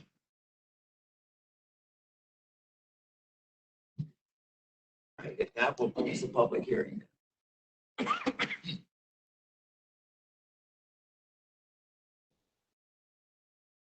Wait, So I'll just start some debate maybe. I mean, yeah,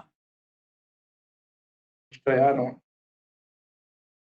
really like the idea, but having said that, we're talking about potential of another 8 homes.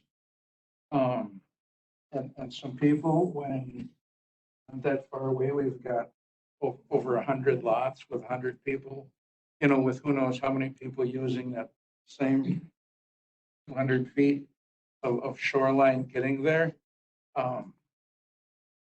There again, I don't like the idea. I just don't know that it's any different than what's already being done a little ways away. And I see huge problems coming, like we just hopefully fixed in tourist rooming houses a while ago. And I think it's something that the county needs to look at, saying what we can do down the road. Just don't think that today is that day, even though I'm all in. I'm a long ways from all in. I'm just not sure there's good enough reason to say no. You know, I mean, that's my problem. I don't like it at all, but that doesn't mean necessarily that I get to vote, that I can vote. You know, I think they're meeting all of the legal things that they have to. I'm with you there. Being a lake resident, not on Bone Lake, but I totally, you know, this tourist rooming house, these things, it's all been new. It used to be all residential around the lakes. Now we've got commercial businesses popping up on the lake next door. I mean, I empathize. I've had people from the tourist rooming house near us come on our dock fishing, and I've got to say, excuse me, can I get to my boat? You know, you're on my dock. I understand all of that. I don't like it. But just like you said, Brad, the law says this, this, and this. And we don't have a valid, good reason that we can say no at this point, I don't think. I mean, I'd like to say no, because I'm there. I understand. But, and it's bigger than just Bone Lake or Deer Lake or whatever. It's something that I think that needs to be looked at more broadly, because it's become a big deal where people, like the tourist rooming house, people they can't afford a cabin on a lake, so they buy it and then they turn it into a tourist rooming house so that they can then have lake property. Good for them, bad for the people that are living next door to most of them, you know. So it's a hard pill to swallow. I mean, I don't know that I can, in all conscience, vote no, but my heart tells me to vote no, you know, that type of thing. So it's a tough thing. I agree 100%. Any other comments? I just look at Wilkins. I don't know if you have ever driven it. There's a tremendous concept. I don't think I've ever driven into the other resort. Taken out one here and one here and put another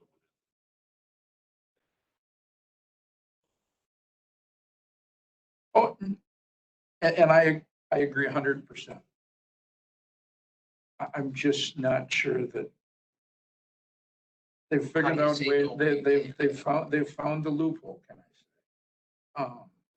You know, I'm with Sharon. I would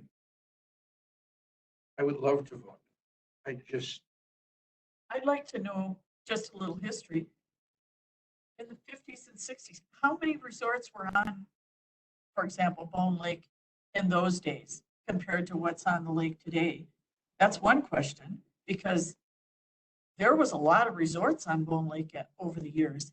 And I mean, it was big deal to go to the resorts. And I don't think there's that many resorts on Bone today compared to what it was in the 50s or 60s. But we have a lot better sewer systems today than we had then. But, you know, that's just one other comment. All right. Well, entertain a motion or against, postpone, whatever.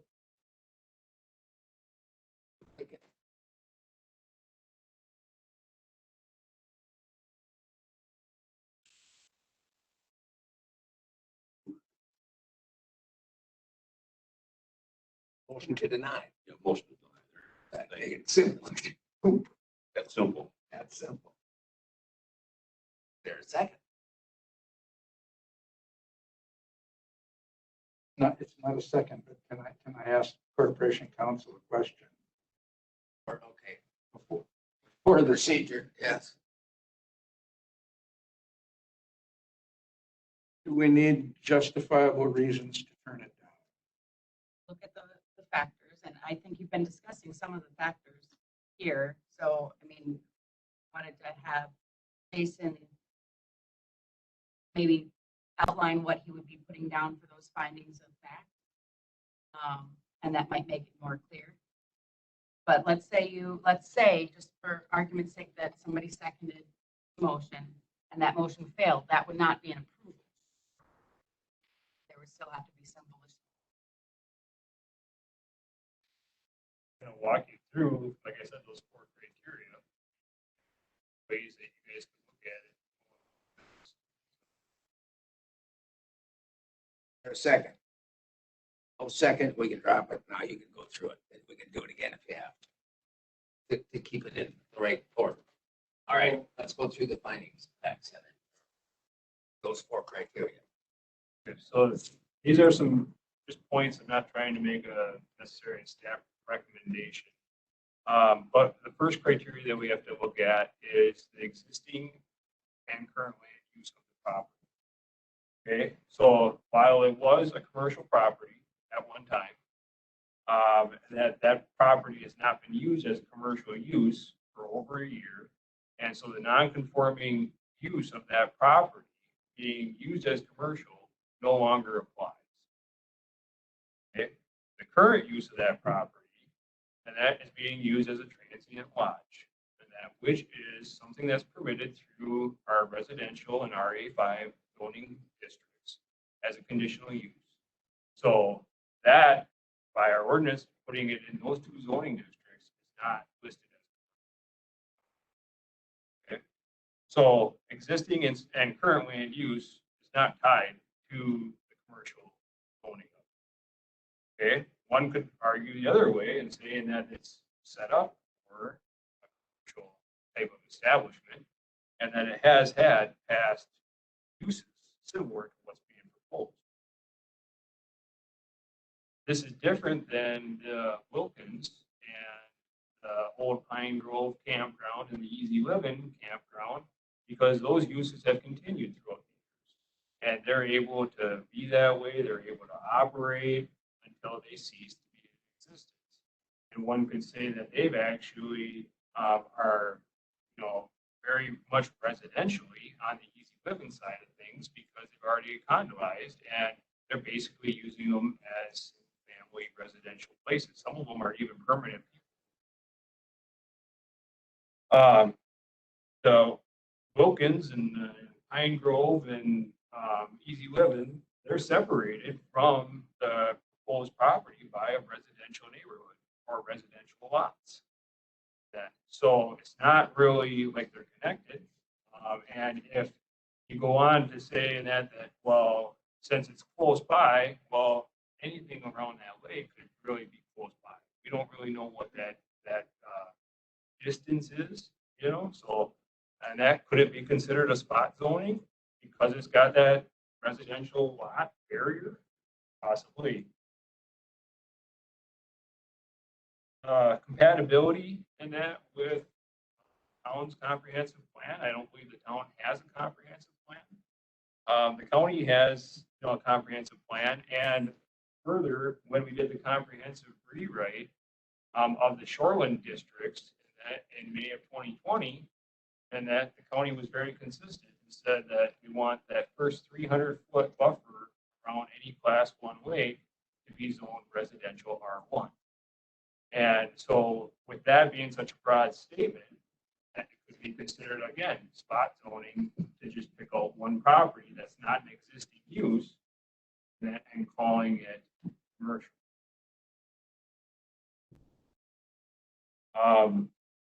Then we're on to the last one, which I think we've heard the most public comment on today. And it's the impact on the public infrastructure, the public interest, and about the amount of boats and people that would then have access to the lake. And currently, they're only allowed to have really 2 lots with lake access there. Maybe the Calderwood property, they granted themselves an easement through one of the lakefront properties for it, but that would basically be it at that point. By increasing the use to a commercial use, and that you could have, you know, more people, more cabins, all that kind of stuff to be able to use the property, the normal density of that. So I think that on that grounds, you could even require one of those impact studies or down that road. A lot of our rezones that we've seen, we haven't seen, you know, this much impact. Going the other way than that, you can say that the town is in support of it, that, you know, that there is other commercial establishments on Bone Lake, that the previous use of the property, and you could say that the zoning and that ordinance allows for it to be zoned if they.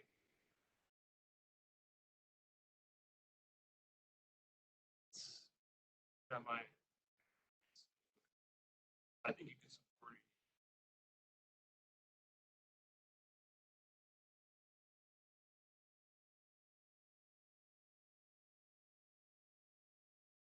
it. My motion back up. Okay, yeah, you want a motion to deny? Okay, now is there a second?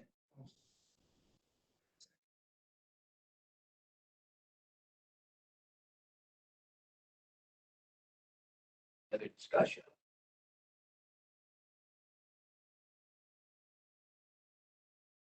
Right? I'll do a roll call. We over the roll call? Yeah. Okay, yes. Yes. Brad? Yes. Tracy? Sharon? Justin, you vote on this. Yes.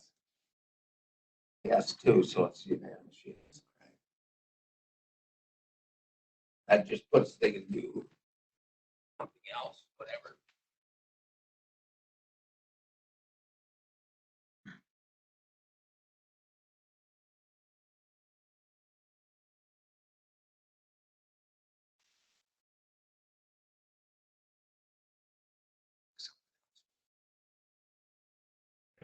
So you want to go through our findings of fact? Okay. Property was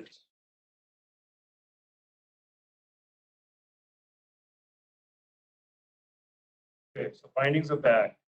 Property currently consists of 3 buildable lots and 1 outlot. It was recently subdivided into this configuration. Property has no access over the private road down by the lake. So all the accesses are from 240th Avenue. The property has been used as a tourist rooming house and transient lodge and that for several years, and consequently has not been used as a commercial use. Tourist rooming house and transient lodge are allowed or conditional uses in our residential and residential Ag 5 zoning district.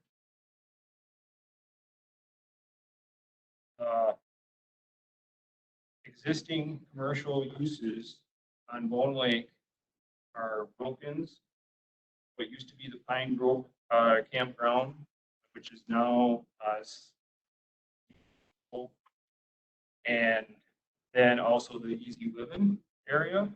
But that is separated from this property by a residential zoned property and several residential lots.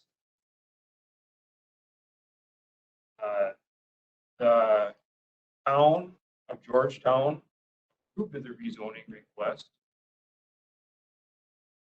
The county's comprehensive plan and the comprehensive rewrite of the shoreline ordinance in 2020 designated all lands within 300 feet of a class 1 lake to be zoned residential. And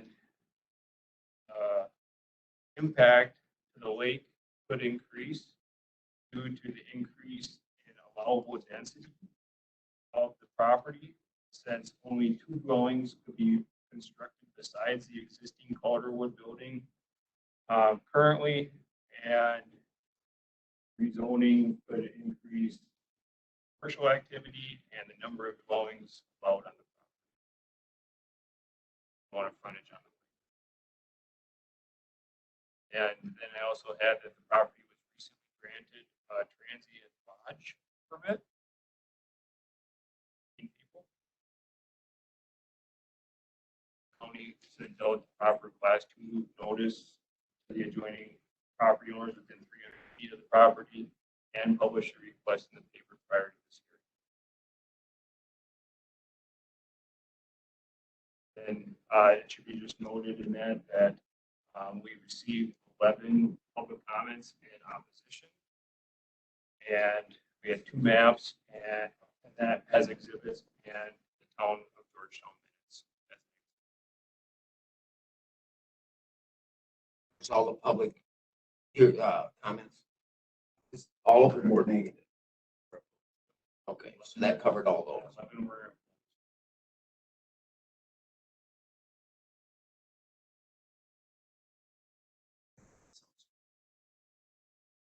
And conclusions of law, and that, I'm going to be kind of repeating myself here a little bit. But the existing commercial development in the Wilkins area is separated by residential lots and a residential neighborhood. Property is surrounded by other residential lots. The Wilkins commercial use has not lapsed for more than a year in time, whereas the previous use of this property or a part of this property has lapsed for over a year, so that non-conforming use has since gone away or no longer considered non-conforming. The property is being used currently as a single family dwelling, rented out as a transient lodge. In the past, it was rented out as a tourist. Both of those are allowed uses or conditional uses in the residential and RA5 zoning classification. The county and that has done a comprehensive rewrite in the shoreline areas that states that all lands within 300 feet of class 1 body of water, excluding the existing uses, and the proposed use and change to recreational business commercial possibly have the impact of increasing density on the lake, which could relate to safety issues for boaters already on the lake. And that has not been studied. I think so. See anything you missed?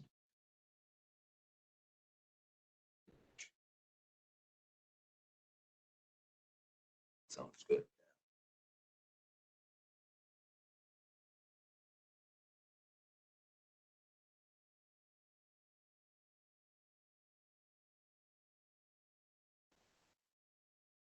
Take about a 5-minute break. Sure. Come back.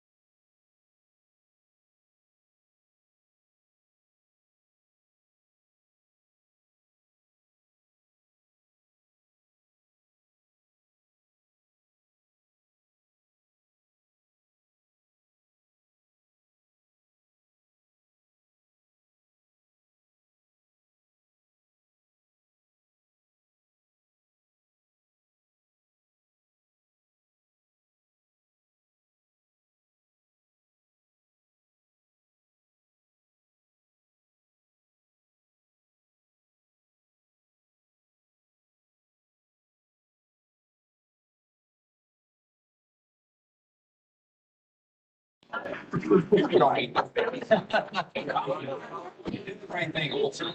You're right way. Anyway. After they get that. She'll read it. She'll send you a letter.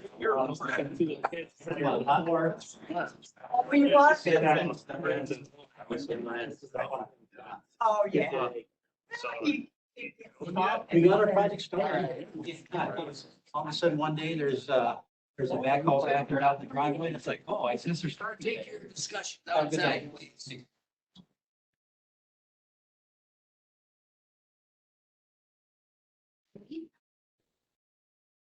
We skipped. Right, number 7. Yep. All right, good morning, everyone. See you all again. I'm here to deliver a little update on the trail network planning process. Got some updates. This is an exciting and aggressive time we're entering for this project. I think last time we talked about the public input process, so the survey and the web map were ending quickly after the last meeting. That and the stakeholder meetings have all been completed. So the public input section of this trail planning process, at least the initial wave of that, has been completed. Alta is currently synthesizing that information. We're going to get a report on that information as part of the planning project too. That will be forthcoming. Working on a list of projects that came as identified from the user group discussions and the web map and the survey discussions. So we're into the meat of the project here. I think last time we talked about this is going to be a pretty aggressive timeline to get some projects identified and roughly costed out for the 2022 budget. So by October county board meeting. So we're going to have some meetings with PTAG, at least a couple of them in the next month. The first one's going to be on the 13th, coming up in September on Monday. That's a meeting, as I'll go through here, that we would like ESC to join us for. And then they'll probably meet again on the 27th. What was that date? September 13th, Monday, 5 to 7.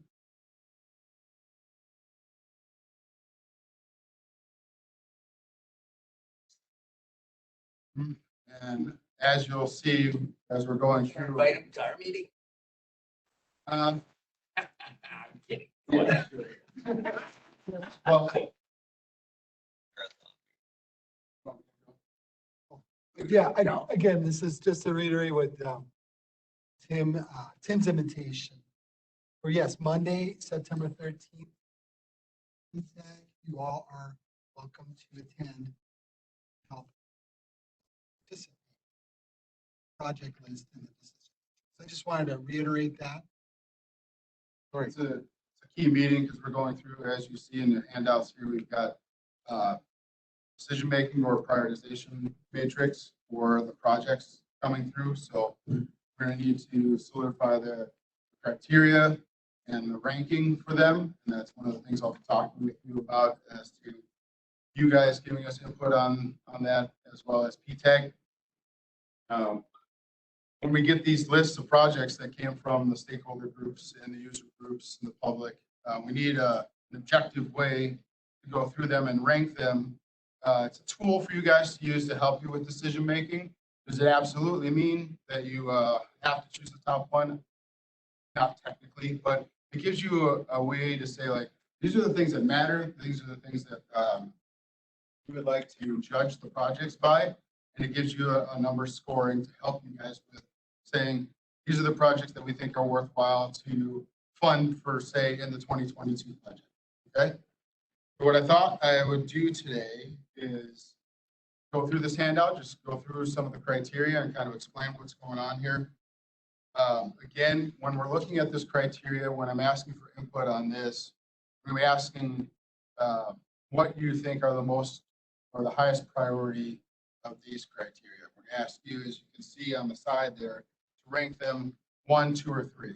1 being lowest priority, 2 being middle priority, and 3 being highest priority. We can have a bunch of them be 3s, a bunch of them be 2s, a bunch of them be 1s.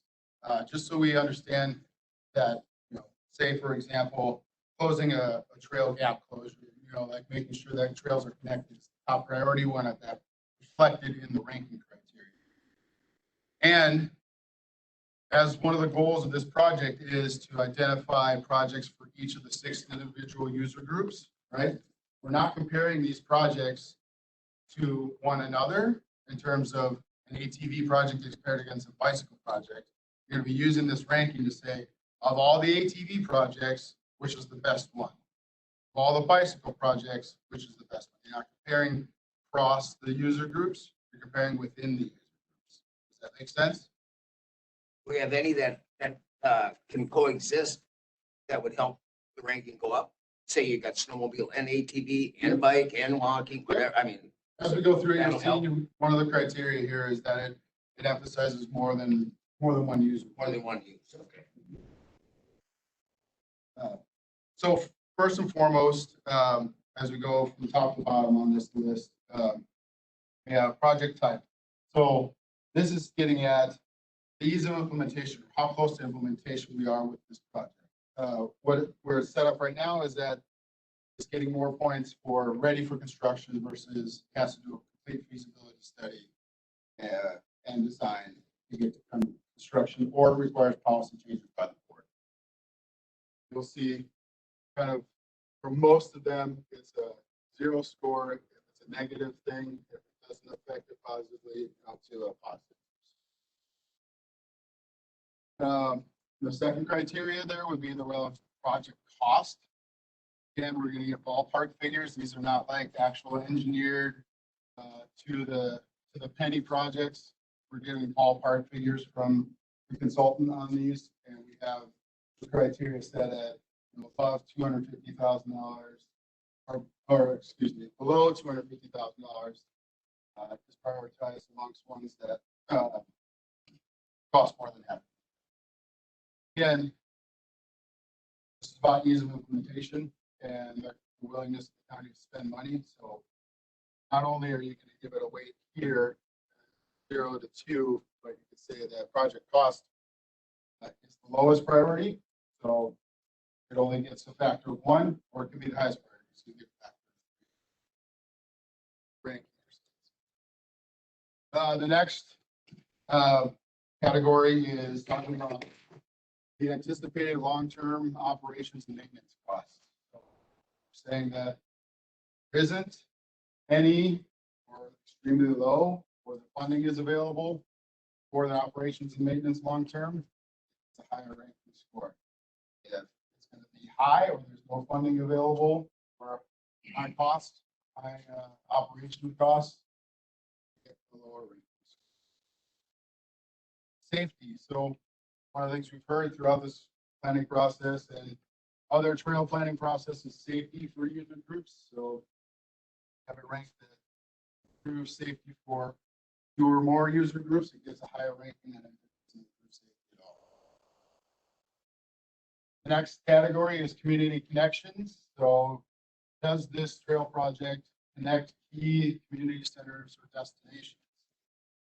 Connects more than 2 of them, town centers or destinations, then it gets 2 points. Connects a single one, then you get a point. Doesn't connect any of those. Again, trail gap closures. Existing gap in the trail system, and that regionally it's 2. The local trail network, it's 1. Doesn't, it's just a trail is kind of a standalone trail, then it doesn't.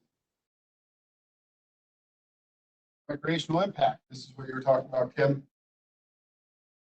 Significant positive impact of recreational opportunities for multiple users. So this one, if you think that this is the most important, then rank that high, in terms of 3, go for prioritization ranking. And then if it improves recreational opportunities from over 2 user groups, just 1, it gets 1. If it doesn't, community compatibility. Tracking from other user groups and enjoyment. This is one of the ones where you have actually a negative number. So if it increases more than one, at least one user groups and joins, if it's one, doesn't do any or anything, 0, and then if it tracks, you get an environmental impact, improves water quality, air quality, other project is +2. That's on a regional scale, locally +1, and then it limited by land acquisition. So the next 3, we discussed this with Alta, the information that would be necessary to answer these questions. I felt like staff from Alta should be the ones that fill these out. We own it. We need to have land acquisition and something that staff can fill out. So for land acquisition, if we own the whole thing, we have rights and control over the whole thing, we'll get +2. If we own some of it, we still need some coordination. +1 if it requires acquisition completely, and it would be 0. Again, staff, especially like Mark and Ben, are really familiar with the grant availability for these different user groups. So staff can help fill this out. Say there are projects that grants are available. Say definitely +2 if they're possible, +1, and if no grants that are available. Finally, the project supports the goals of the different states. We're talking more about property owners here in our federal government, that kind of stuff. We have projects identified along riverways, along the state corridors, that kind of stuff. And if it meets the objectives of the interests of those landowners or land managers, then it gets +2. Also includes some of our local municipalities. And these last 3 criteria, Chairman, we still invite you to weight them. This homework assignment is something that we encourage you all to complete. Ideally, we'd like to have it back within a week. In fact, if you had time today, if you filled them out, just weight them, got them to us, that would help us tremendously. Otherwise, you'd have to get it to us in a week.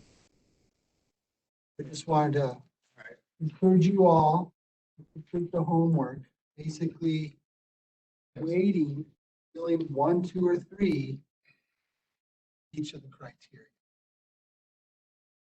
PFAB will also be doing this exercise. Well, and so what we want to do is have these weighted criteria available for their meeting. Good.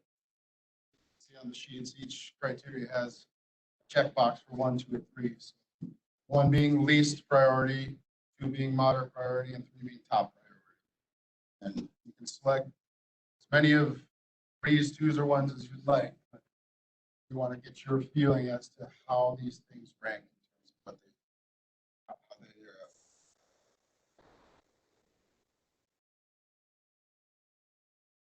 And again, I'll reiterate what Bob said. If you can fill it out today and get it back to myself, that would be fantastic. Other ways, if you want me to email it to you, then you can send it back, but we need it back by next Wednesday. Whatever method you want to do is take it home, fill it out, bring it back, email it to me, scan it, take a photo, get it to me. We just need it back by the week. That it can be ready for the 9/13.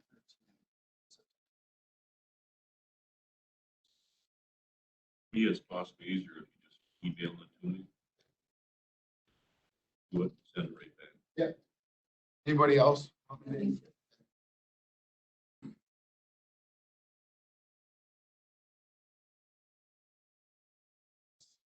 Email it to them.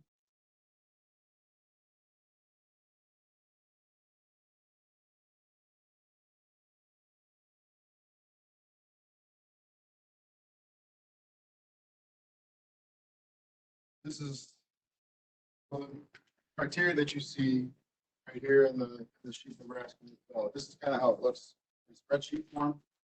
So you'll have a project name here, and then you'll say score here for these different categories: project type, sustainability, connection, community connection, you'll get a total score. Here, and you'll see how many ATV projects can get ranked against themselves. Snowmobile projects, hiking projects. So you'll see, you'll get a result for each of the projects that were identified by Alta when they went through and analyzed the different input from the stakeholder groups and the web mapping exercise. They'll all get a score. Yeah, this makes sense. This makes sense for us to budget.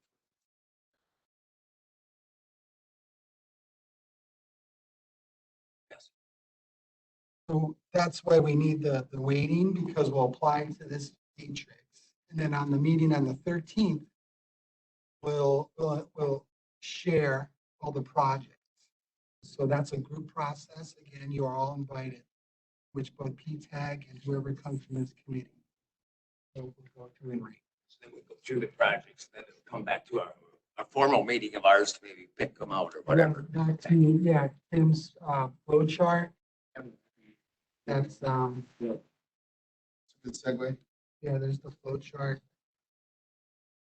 This, So I updated this from the last meeting after the discussions we had with Alta, because it was a loose outline before, so now it's more solidified. So here we are on September 1st. This matrix we're getting released. You guys get it today.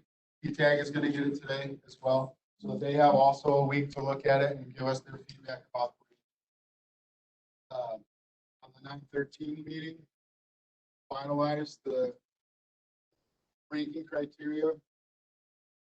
That's all squared away. Project list will be shared. Facilitation.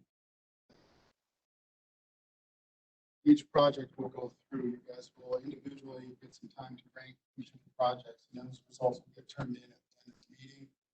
Also, we'll synthesize that kind of stuff. We'll give you some initial results at your September 15th meeting on the 13th. So that's one of the reasons why I want to get this done. It's an aggressive time schedule. We get that. But we want to have this information ready for budget.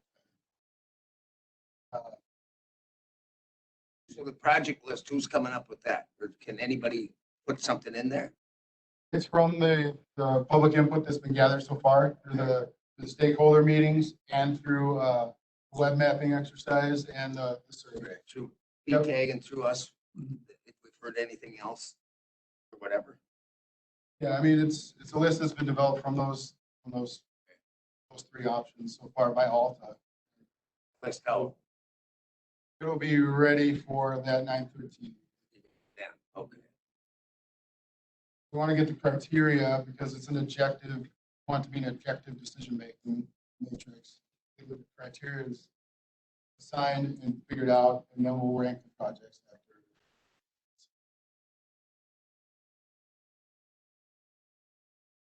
So we'll get that initial ranking right at the 9/13 meeting, synthesized.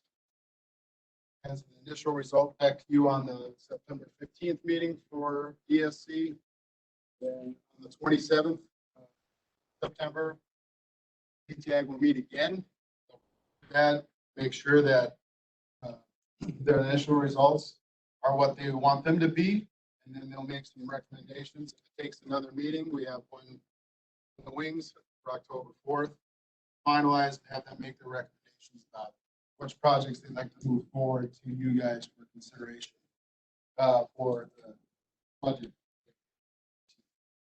And that information, recommendation for PTAG will come to you guys on your 6th meeting. You guys will review PTAG recommended, make your own recommendations and send them to General Government Committee. They'll do their process of reviewing.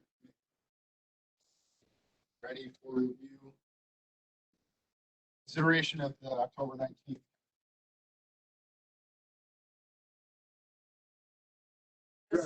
Just to be clear, the prioritization ranking, 1 is lowest, 3 is highest. Yes. Okay.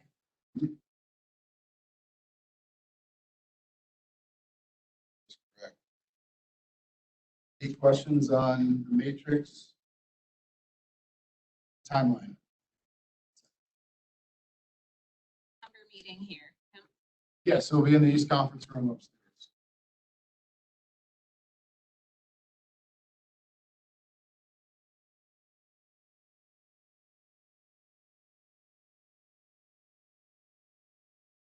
Questions?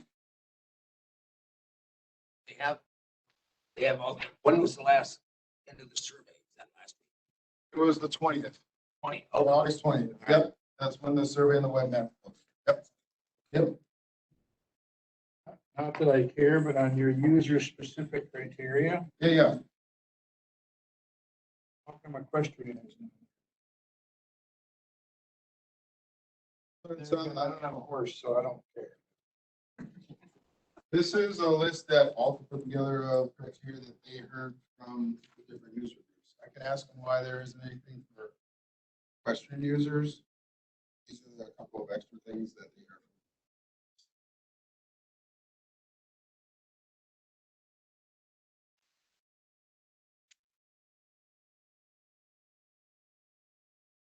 All right. Good on A. Update on the cattail. 0. Yeah, Malia, you can fill in the gaps here, but with the updates that we did that we talked about last time, Malia had a chance to review them. She had drafted some correspondence and sent the updates to the DNR and Just to be clear, I did just send it this week, so it's not like. Yeah. We got 3 more years. No problem. Thanks. Over here, if you can see us sort of back here hiding the whole time.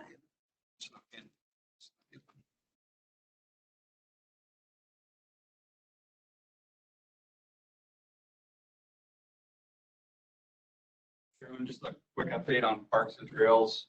Currently staff is working with the groups, and the groups are working on brushing down on the sawmill and the cattail. We did some grading on the cattail also. We just finished mowing on the stour, the sides of the stour.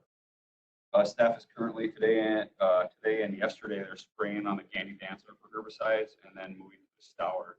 Right now, the Gandy's proposed spraying is taking place. We did resubmit the grants. They have been submitted to DNR. That's in process and updated. We do have a dedication bench that's going in, a memorial bench at D.D. Kennedy family, the Johnson family, purchased the bench. We have a specific type now that we're utilizing, and they're replacing benches. We're not adding benches to our parks. They're replacing benches that are just kind of standard benches. Great bench, and I'll have a photograph of that for you next meeting. See what they look like. They have the park reserved for this weekend for the family out there. They have some kind of celebration. That's really a quick update on there, and we are currently working on solidifying the MOUs with the user groups. Also, well, got correspondence back from the Friends of the Gandy and Stour also through the county questions that went out.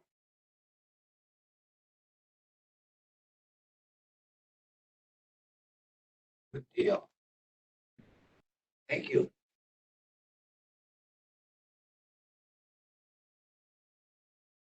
Jason left, so we're going to skip him. Get in here. First step.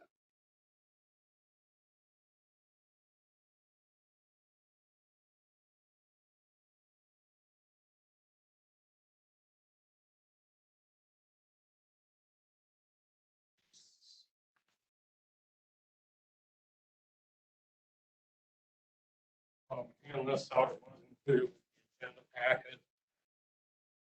I'm not gonna go over this. Get a colored one or what? No, I got a black one. Basically, there isn't a whole lot of changes to work plan from previous years. I'll just go over it broadly and open it up to questions.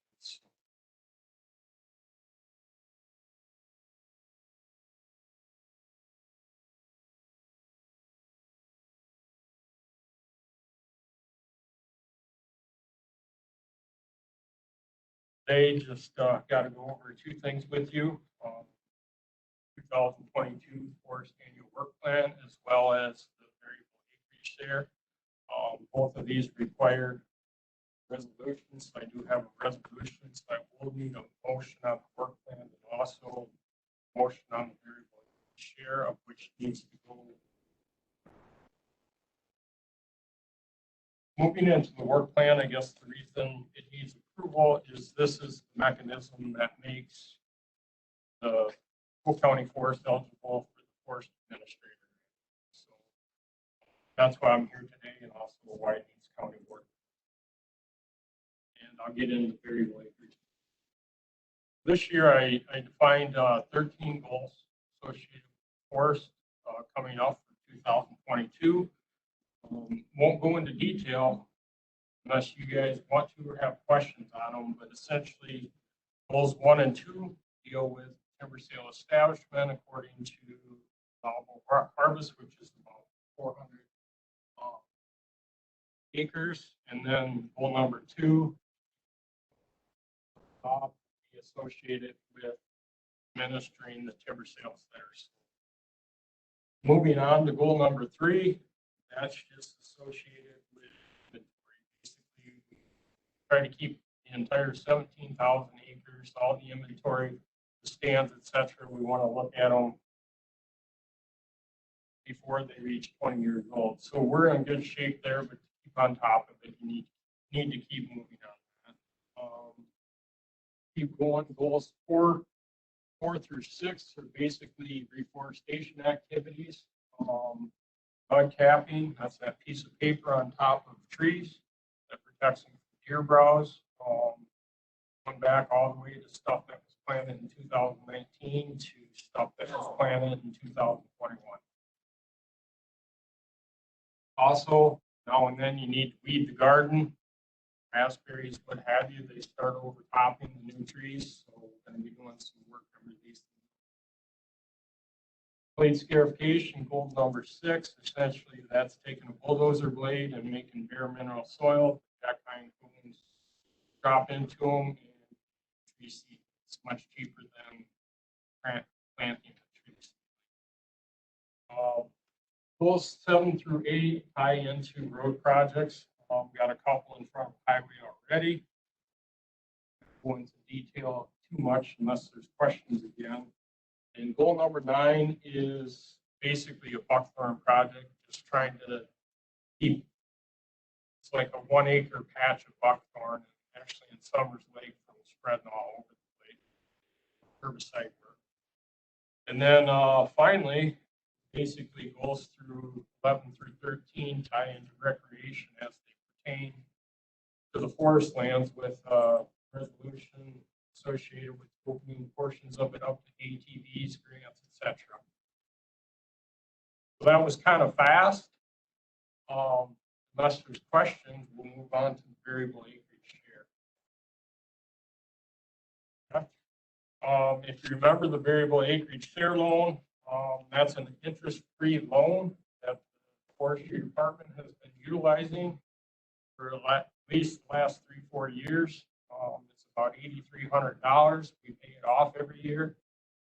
So basically, when we collect a receipt from a timber sale, we take 20% of that receipt and total loan balance is paid off. Again, it's interest-free, so if we don't cut any timber, well, worst case scenario, we don't pay it off and there's no interest. We've taken this in the past, etc. That was kind of fast. Any questions? I do need a motion on both the work plan and the variable acreage share and signatured off county board. But just on the variable acreage, line 22, the request to receive payments of not more than 50 cents. What if they want to give us a buck? So we're limited by statute on the actual acres that we have. We can't take any more than 50 cents an acre. That's kind of where that $8,300 figure comes from. Okay. So if we had 100,000 acres, we could take a $50,000, but we don't. Okay. There was a reason for that. I just had to learn. All right. So on the first part, I will entertain a motion for the work plan. Start with I'll second. Tracy and Sharon. Question on his work plan? Favor say aye. Opposed, none. The resolution. 4321. Variable acreage. Shoot for that. Brad. Doug will second. Questions then on that one? Now, all those in favor? Opposed? Okay. Thank you. What else did you have? That was it.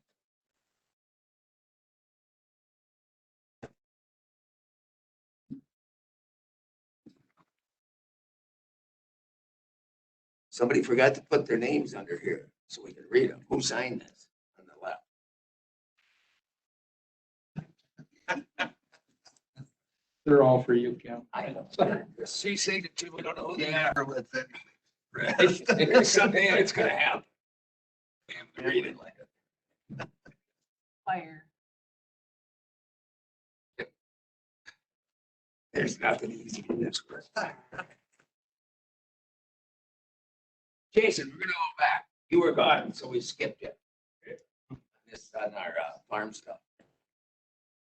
Chair, would you like to have Brian Hobbs with the health department kind of lead off with his requirements? Yes, I think so, because that's kind of, I think that lays a nice groundwork for what the state says in that, you know, as a campground and what's not. And then going from there, you can see what his requirements are, and then if there's anything that we can change on our end, we can talk about that after. okay, I think that's gonna be sure way to go. Am I okay from here? I think so. I think we can all hear. Okay, so I'm only seeing the stuff that was provided with the agenda, the initial email that I got. And it looks like what is being requested is individual campgrounds or campground licenses for each farm. That would be the requirement. There is no blanket campground license for a contingent county. It would be for each one, and they can certainly do that. They would just have to meet the requirements of ATCP 79, which is the campground code from the state. And if they meet that, then they can individually get licensed to do that. The requirements, and I did make 5 copies of the code. And I highlighted some of the important things that are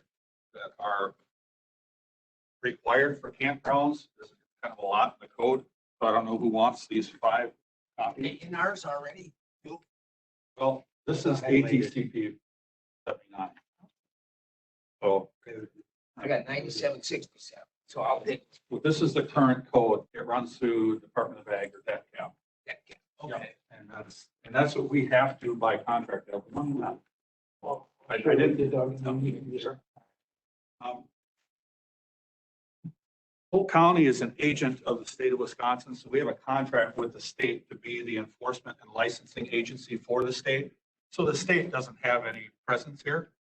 We do everything at the county level, but we are still mandated by contract to follow state statute to the letter. We don't have any leeway on that. The only thing anybody could do is to apply to the state for variance, and it doesn't come to the county, it goes directly to the state.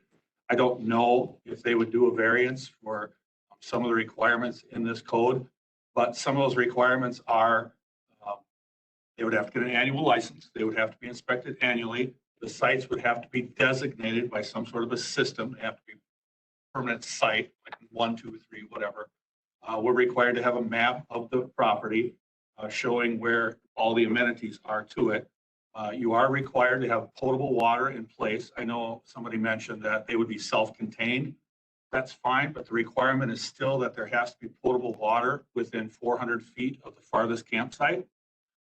And to be potable, we would require annual testing on that for bacteria. The bathroom issue, there's a couple of ways to go there.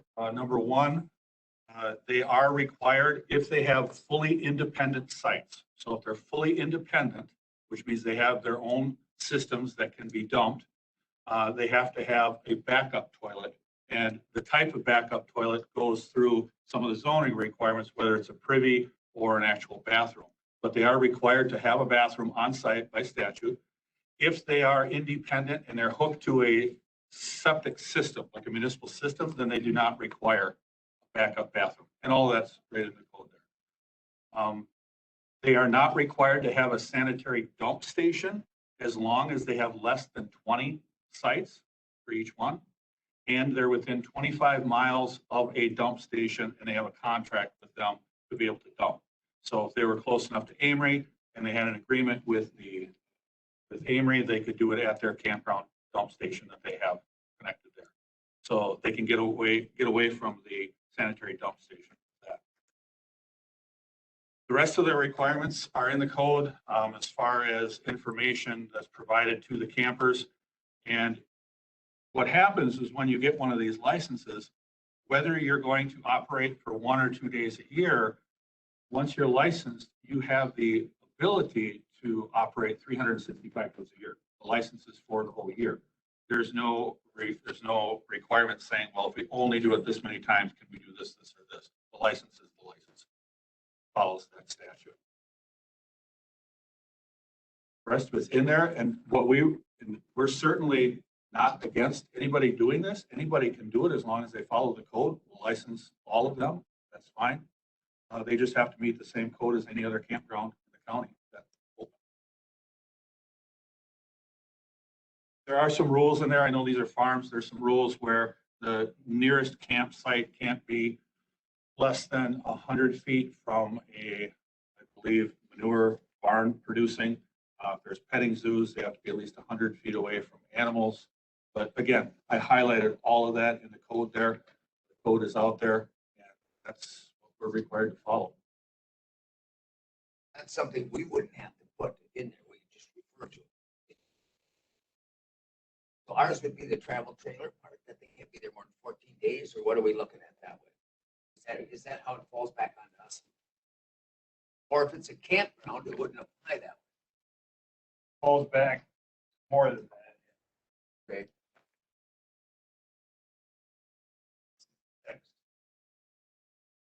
So most of the properties in that one, when I looked at the agritourism map, or are either going to fall into our residential Ag 5 zoning classification or our Ag 10 zoning.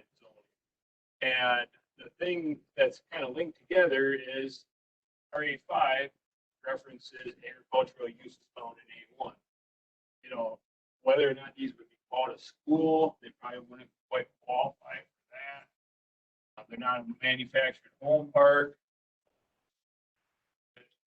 And that here's our changes in use that require land use permits, like a bed and breakfast would be an option, or a tourist rooming house. We don't have any conditional uses in the RA 5 zoning district right now. So that's kind of unique. So there's not really anything in there that would be campground. Go down to Ag 10.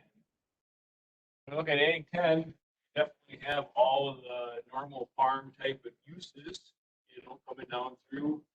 But really, there's only, you know, normal single family dwelling or 2-family dwelling, and they get to have 1 extra farm residence, and that for like farm hands in Ag 10. So that's one thing that's kind of unique in those there, provision 9. That's in Ag 10 and Ag 20, that they can have 2 dwellings per person.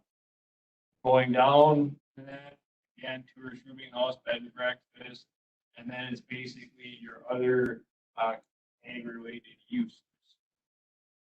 The only way that I think that we could run them through if they were zoned Ag 10 right now is under a conditional use as other similar and compatible agriculture-related use. But not all of these farms would be zoned Ag 10 either, because a lot of them are going to be RA 5. So with that, that would be possibly one option in that where they could run through. And otherwise, So we should go through the RA 5 if we do it, then it's covered in whatever their zone. But if I use go down to the B2 commercial. But where they really fit right now, and that is, you know, the campgrounds, like a educational camp, recreational camp. I mean, this is really where all our camping. A lot of times in that, you have these zoning these zoning classifications because a commercial use doesn't really fit with an agricultural use.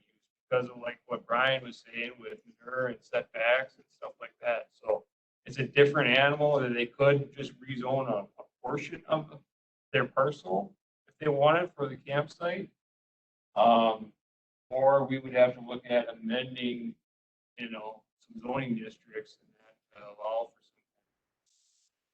for For an educational, like it was presented, more educational farm state.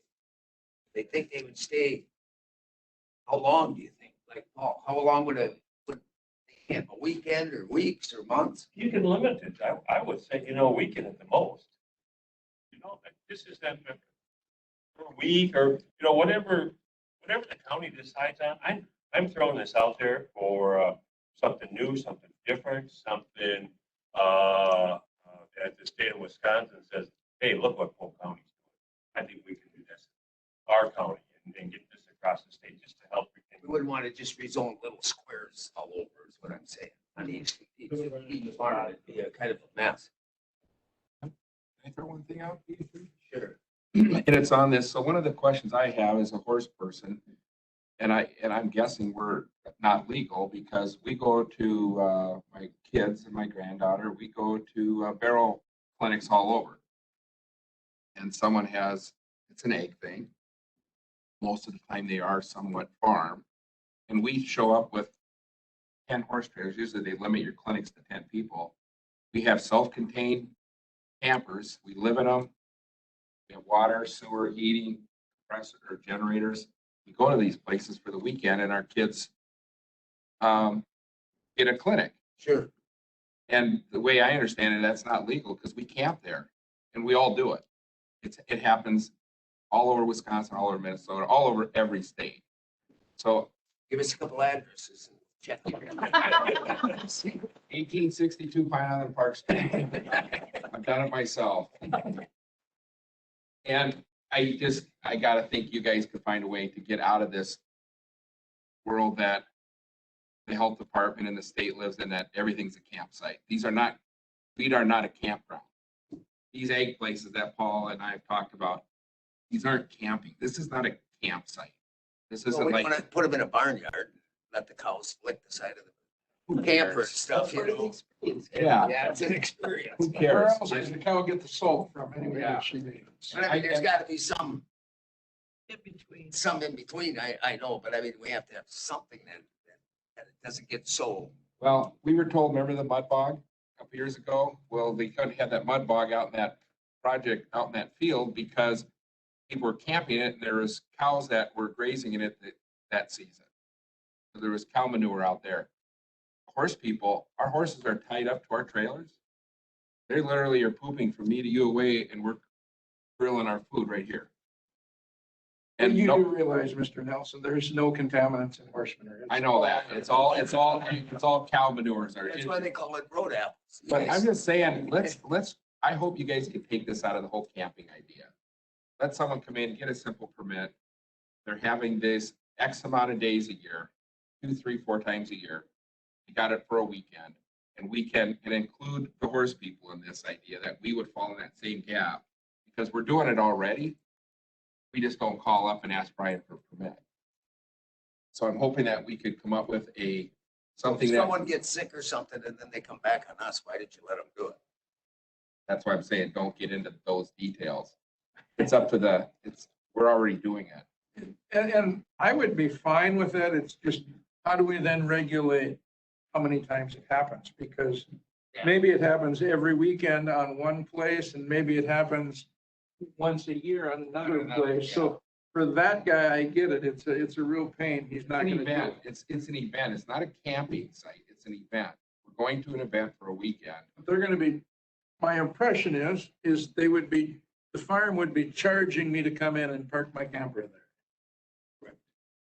So we charge to go to a barrel clinic. You pay for that clinician to teach you how to ride your horse. We do charge for that. Yeah, no, I If you pay for the instructor and stay where you want, either stay in a hotel and come on out. No.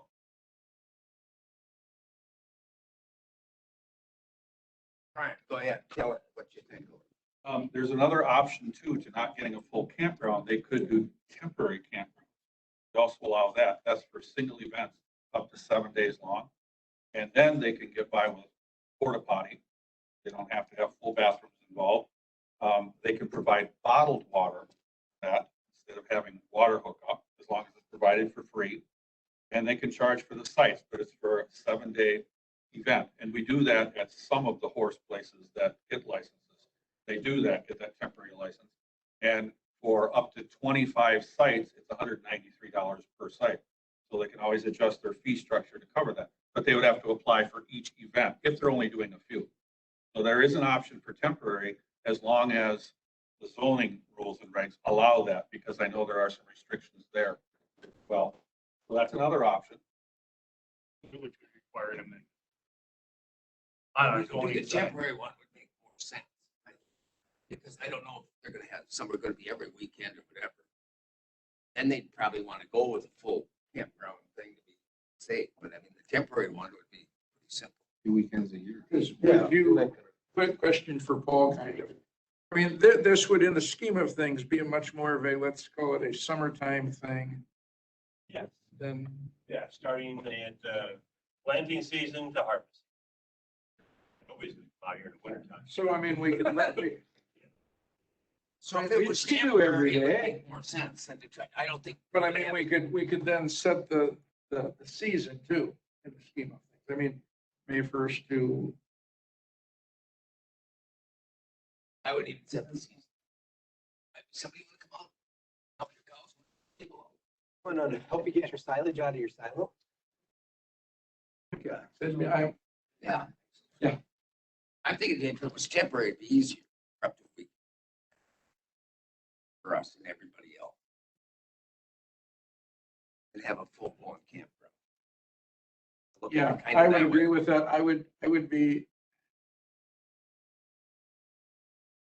skeptical on saying that it could be the same camper, could be there 7 days.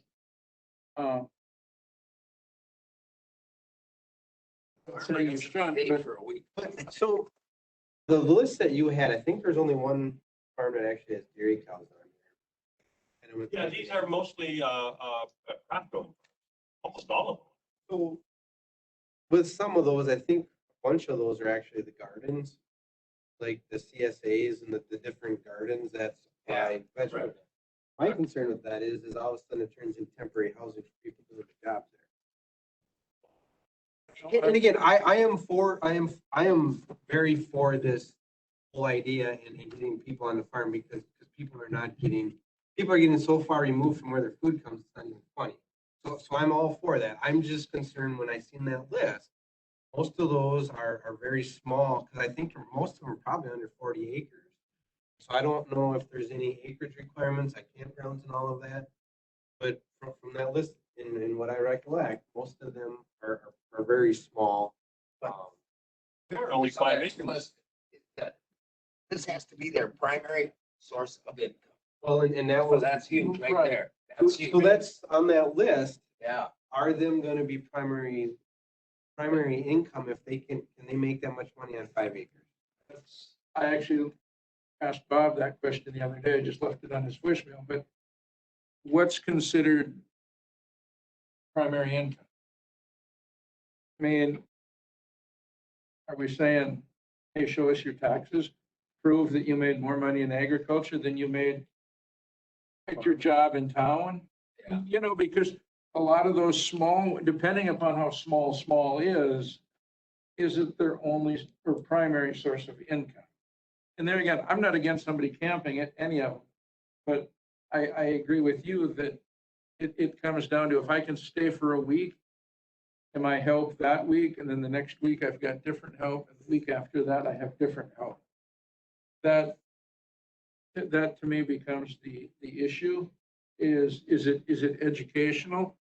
If it's educational, I think 2 to 3 days is more than sufficient. I mean, if we're talking about a lot of these farms being 40 acres or under, I should be able to teach you everything about growing a vegetable or, you know, a plant or something in a couple of days that you really hopefully want to learn. And I think that's where, because I have the same Temporary concern. housing, it's like the chicken coops that were built up by you that were Yeah, for temporary yeah, housing. and I don't want a really good idea to, I'll say, be used in a negative way that ends the really good idea. You know, I mean, I want it to stay there. I agree. I mean, I'm all for it. It's just, how do you regulate it and make sure that it stays exactly what it's meant to be?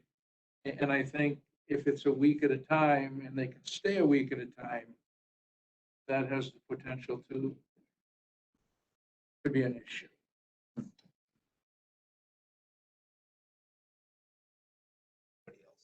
Should we have Jason kind of write something? Should we start with for temporary? Minimum acreage size for your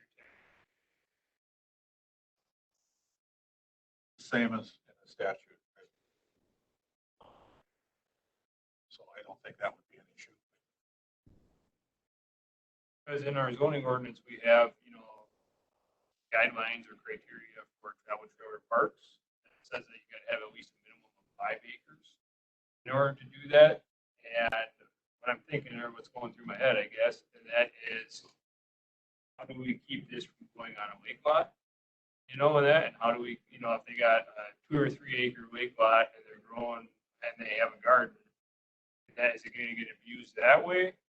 So I was looking at zoning districts, and now I'm kind of backpedaling from that area, and I'm looking more at like our travel trailer provisions where we say that you can have, you know, a seasonal park model or whatever, and adding something else in there that says, you know, if you pull whatever, maybe there's a zoning permit, a small zoning permit, and if you have a temporary permit through public health that you can take and have it there for 7 days as long as you follow our travel trailer park guidelines. Just thinking, I mean, I could craft some text, but what I'm saying is it might be easier than doing it through here. It might be easier just to put it in our travel trailers, but then it's going to apply county-wide. So then I'm kind of concerned about the acreage, you know, and that at least require 5 acres, because otherwise now it's like, well, I got a garden behind my garage on my lake property, and now I can have people there, and I can have 5 campers there all weekend. Yeah, I think having an acreage requirement, whatever it is 5 is acres, fine. that I would mean, make sense. I think. yeah. Not to make people have 5 acres on the lake. Well, it's already listed as 5 acres in order to have a travel trailer. Yeah. You know, so then if it becomes a temporary one, and then all of a sudden it evolves into wanting to permit an actual one, now they've got enough land that they can convert it. We're talking about campers. What about if they have a big enough house or they have a second house on their farm? They don't have a farmhand staying in it. People pay to come and stay here. What does that look like? That would be tourist. First rooming house, yeah. Or they Just just store yeah, bed and breakfast, possibly. Really want the farm experience. It's farmhouse. That too. Stay in the name. I've seen some pretty nice hay. I like it. Oh, nice. Well, let's have you do it up as that travel trailer in that 5 acres. We have them do that. The next meeting, you kind of look at some. I guess I would be in favor of limiting it to 3 a weekend per farm. I mean, from the standpoint, there's 24, 25 choices out there. You know, 3 per to farm. do- Yeah, yeah, 3 I mean, campers. you can Okay, have, you can have 3 campers per. Yeah. Like 3 nights. Yeah. Just for 3. I mean, if these guys aren't asking for much, they're just looking for a little bit of extra incremental income for their crop farmers, you know? But if it falls under some of this temporary stuff, to be a little safe, we should have some, you know. There's sanitation and stuff, so it doesn't get out of hand. Is what we're trying to think. Oh, gosh, yes, anything. So you're gonna pull something together Oh, yeah, they would have traveled. The temporary travel trailer and stuff. So see how it fits in. Trailers for 3 nights, if they have a temporary permit through public health and they can meet the design guidelines of our travel trailer. And I don't, To throw something in there about an, zoning permit or an annual zoning permit or something and that, and cut it or take it. and there again, just, I mean, Paul, just because of the time of year we're in, we've probably got a little time to. That's why I work on started this. I now. mean, it isn't like, Yeah, so tomorrow. that we want to start next week. I mean, realistically, season is Almost over. almost, by the time we get something done, season's gonna be over. Yeah. I mean, so, That should help him that way. Yep. Don't forget to put the horses in so he doesn't get away with it. Still here? Yeah, he's here. So apply to any property. So, but it'd be limited to 3 trailers. Yeah, in a typical, these clinics that are put on all over the country and all over Polk County, they're usually limited to 10 kids. That's how much an instructor can do. So when we go to them, there's 10 trailers and we stay there for the weekend. And no one getting permits. So if you guys want to regulate it, it's happening. If you can kind of tie it all in, and they're all on bigger parcels. They're not on less than 5 acres. They're all on farms or. This is how tourist rooming started. Just saying, it's going on, and I just think that we all do it, and just if it can be broad enough where it's educational, that's the part I picked up on it. It is an educational thing that we're doing. Sure. It's not a rodeo. And there's the advertising aspect of this also. I think people come out and say, hey, I'd really like to come out here and stay a weekend. And they can go, well, one guy, yeah, bring your tractor trailer out and stay, and that's kind of like Chris is doing, but on a real small scale. But if they're allowed to advertise we got room for 3 places for 3 nights during the summertime, they can put it on their Facebook page, they can put it on advertising. I think that's part of the campground law is advertising. It allows them to advertise. Yeah, the way the code works is that if you own a piece of property and you want to have a family reunion or something, and you want to allow people to come and stay because you don't have enough room in your house, you're allowed to have 3 camping units on site as long as you aren't advertising or representing yourself as a campground. You can do 3. If you do any more than that, you're supposed to get a license, either a temporary or a regular license. If, however, you do 1 and you advertise that 1 and you charge for it, or you don't even have to charge for it if you look in the code, but you represent yourself as a campground, then you have to have a license just for that 1. You don't advertise at the campground like the clinics. So if we're going to have a barrel clinic for the kids or a roping clinic or whatever it is, we don't charge for campsite. We just charge to cover the clinician's fee. So we don't promote camping. We don't promote it's a campsite. It's not a campground. We're not charging for a spot. We just are covering the cost of the clinician. And I hear what you're saying, but give you a copy of the code too, so you got it, Chris. But if you. It's just mumbo jumbo. And we just don't listen to it most of the time. We us in that. No, I say we. us. O'Connell, you're just the same guy. And I don't break laws. But it does say in the code that for pay or not for pay. So it doesn't matter about the pay. It's if you represent yourself and say, hey, people we can have to come. look at in the future is Jason's comment about a permit and another permit. They're trying to do this educational. It's like Chris said, they're not charging for the camping. Can't throw in a lot of $750 permits. No, That's why we're, Nobody's just gonna do it. at the, at least look at some sanitation. I mean, I know that has to be the rule. Yeah. But it would be, that's why the temporary would be easier. I said maybe an annual zoning permit. I mean, Brian's permit's tied to per event or whatever, Something from us, because otherwise, how am I going to enforce that it's only on 5-acre parcels and larger? How am I going to enforce that they've got separation and they've got, 50 show up. how are we going to make sure that we're able to public permit, a tree removal.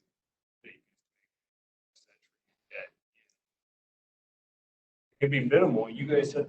That's what I'm saying, we could make it. So, I mean, this would probably be a separate permit, and that fee that would have to be talked about, carve it out, whatever you want to make. This is dead cap, the deal, and if you read in this right here, there are no exceptions to the permitting requirement for private, family-owned, or for Campground. So if you read that part, pretty much you gotta not say it's campground. You have to define farm or ag related. Want to go there?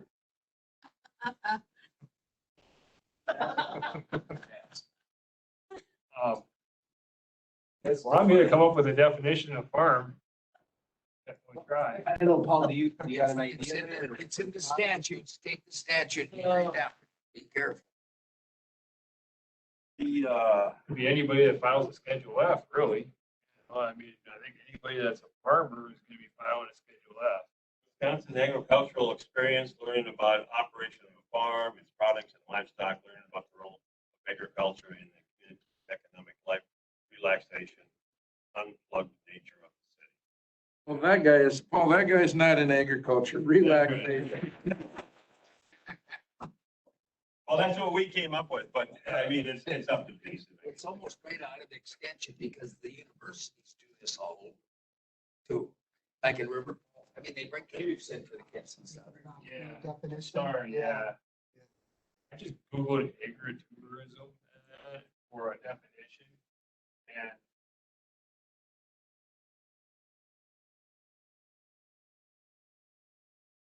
so we could take some of that language. That one, Like harvesting your own store. And you got the apple orchard up there by you in that town of Lorraine, and that, I mean. Expanded to allow them to have a few sites. If you want to go and pick apple. The orchard was mentioned,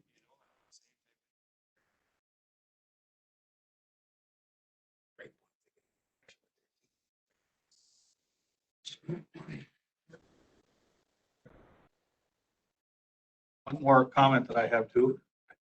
I feel like we're getting really hung up on the camping part of this.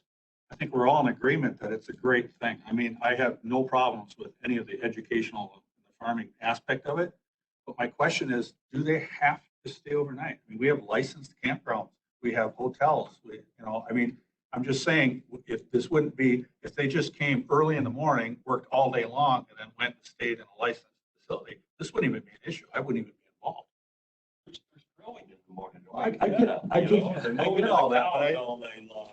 it's the temporary campground license is $193. Country dam they could stay at. Yeah. That's licensed through the health department. It is. Yeah, I'd love to stay there for when I'm in Amory.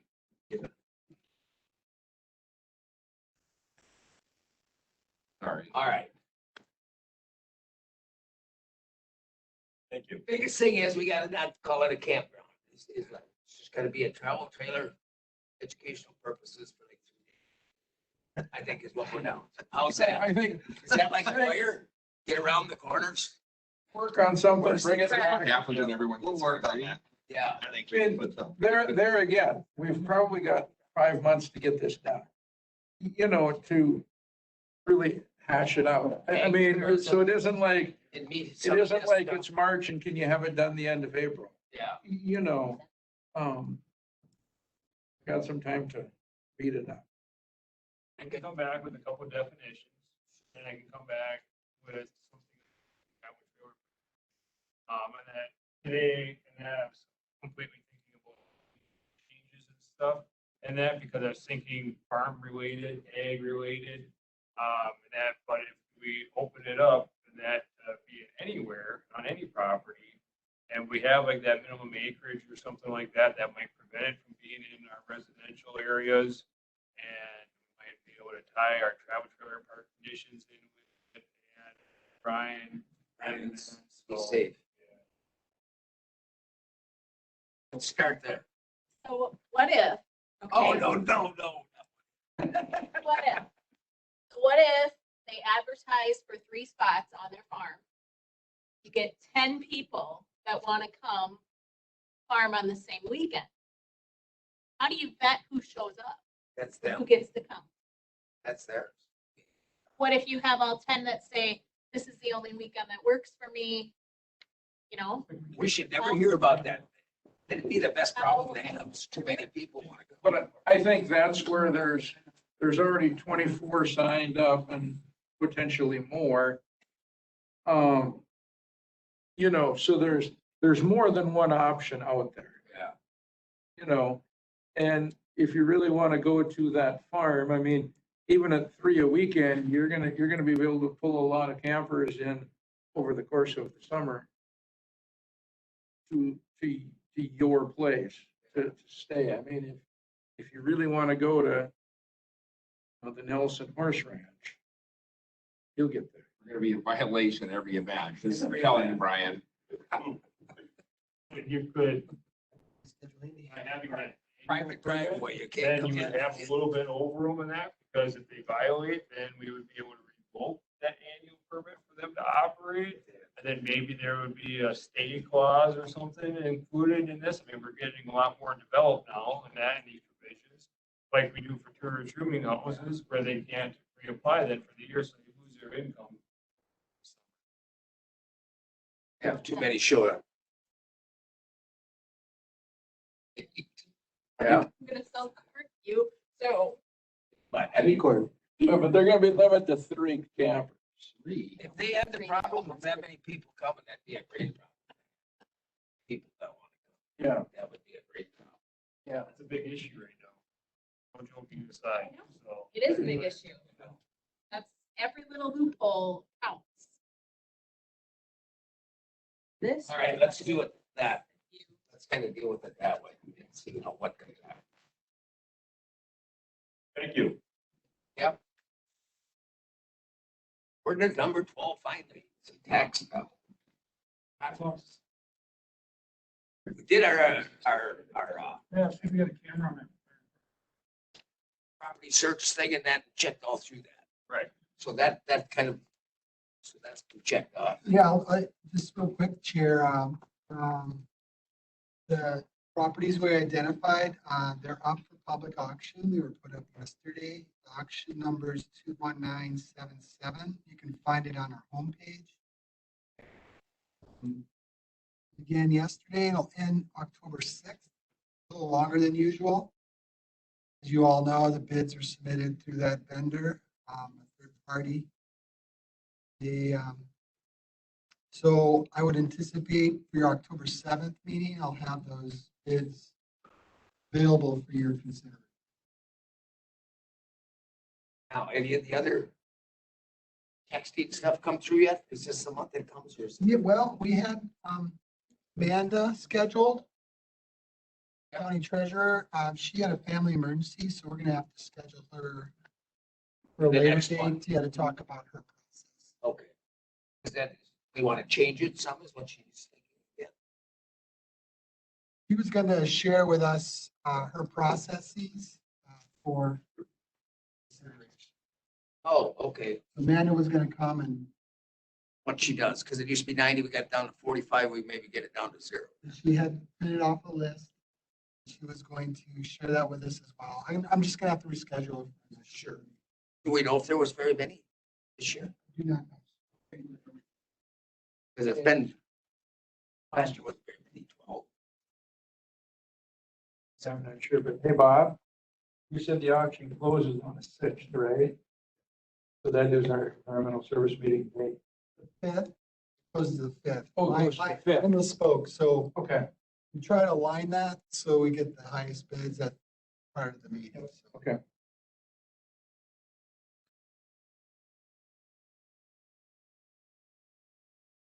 All right. We have no land and water. About the announcement for last Saturday, you had those meetings and stuff. We didn't get that. farm tours? Did any of you go? Just went to the one part. I just went to the first part of Carlson's.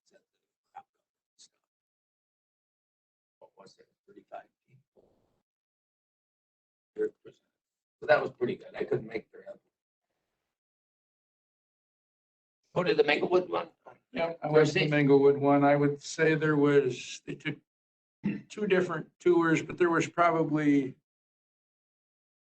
let's just say 60 to 70 people. Wow. Um, Nice schedule. total. So there was two representatives from the Towns Association there. It was in conjunction with Professional Dairy Producers of Wisconsin, and then the Towns Association and the Counties Association. So the Towns Association had two representatives there. Dan Barr from the Counties Association was there. I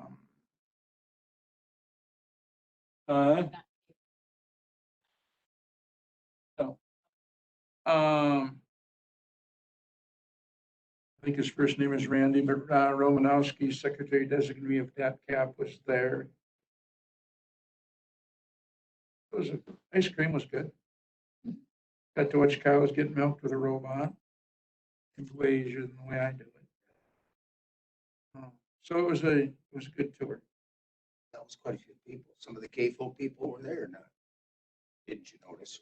Well, I only know a couple of them. Some of them were there, but I'll say, unfortunately, for something that was as well publicized as it was, I knew most of the people there, and most of us already milked cows. Sure. There was probably 7, 8 townspeople there, from town boards, if it's a board member or a clerk or treasurer or. I did So, but, It's pretty good. The Saturday ones here had good presentations. I mean, from the Carlsons, they do a lot of, they're right on the split of the two watersheds. Squaw Lake and the Cedar Lake one and that one. So they're right on that split. So that was pretty good. Cover crop that we showed people. Most of the ones there were small farmers like these CSA ones and stuff. Pretty much. But he had a pretty good deal. I don't know how many came to the next two parts because the storms were right on the edge there and stuff. The last farm visit was a little less well attended. Crystal Ball Farm. Crystal Ball. Because of the storm. Right, and it was after lunch. Yeah, I think everybody was going to lunch. The Watershed Cafe catered. Yeah. You didn't stay for lunch. Went the other direction. Okay. We're on 14, yes. Looks like we have 2 public hearings for the meeting on September 15th. One public hearing for amendments to the Shoreland Protection Ordinance, as well as the Comprehensive Land Use Ordinance for the zone towns to apply use provisions in the Shoreland District. Tag, and hopefully your participation as well. Project list be shared as well. And please provide your homework by the 8th. And I'm inviting you to come to Monday, September 13th, at 5 to 7. We meet upstairs in the East Conference. Also on the 15th, we have the National Heritage Area spokesperson coming to present as well. So there's that. And one other thing I failed to mention, back to zoning, there'll also be a public hearing regulating park model campers. Oh, sure. There's 2 public hearings on the 15th. The agritourism permit, or looking at the travel trailer ordinance, or some of those definitions. By year, we do have time. Yeah. It is getting late in the year, but Jason, I'm sure we could probably have that. So that's already sort of evolving into a robust meeting. And then Fourth Street, we should be good. Yeah, I'll invite Amanda as well. Yeah, we should keep up on it. Yeah, so I'll invite her for that. We do have couple of presentations, 2 public hearings. And then PTAC.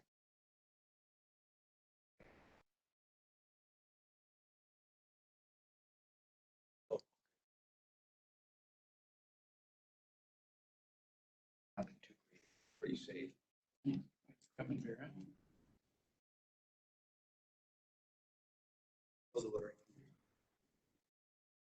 All right, anyone else coming up that we know of? You don't have anything else urgent with the budget stuff and all that? Okay. So we should be good then, shouldn't we? We covered everybody? Mo doesn't have any, oh, he's already gone. He should be good. Let's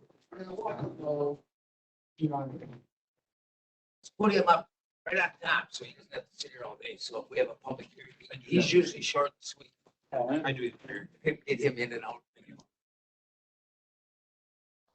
Just if we could ever think of something that's I feel quick, that we can get in before the public hearing, I think, like Mo or something. That's I think, we might as well shoot for that to move. We try to, but Yeah. things Would you like to back up public hearings for that, 9:30, 9:45 going forward? It used to be 10 o'clock, but then if you had a really short meeting, Yeah, then short you meeting. had waiting for it, so just an option. I mean, we can change it. Not for on the 15th, because those are already noticed. And then forward. I'm fine. I think if we do 1 or 2 before, then if they do get, like, days gets that much longer, we can kill others. We've You been know. doing that. I mean, 9:15 seems to be working. Yeah, it seems like it's not so bad. I mean, we get a few things done at first. It's not so bad. It's always some shorter ones. That's only 3.5 hours today. Yeah. Yeah, but you were here last week. Hour and 3 minutes. Yeah. I seen that, don't worry, I seen that in the minutes. That's right. I make a motion, we adjourn. I'll second it. All in favor? Opposed? Don't get your That was the first thing I noticed when I looked at your minutes. Jeez. I wasn't there. One place, an hour and 3 minutes.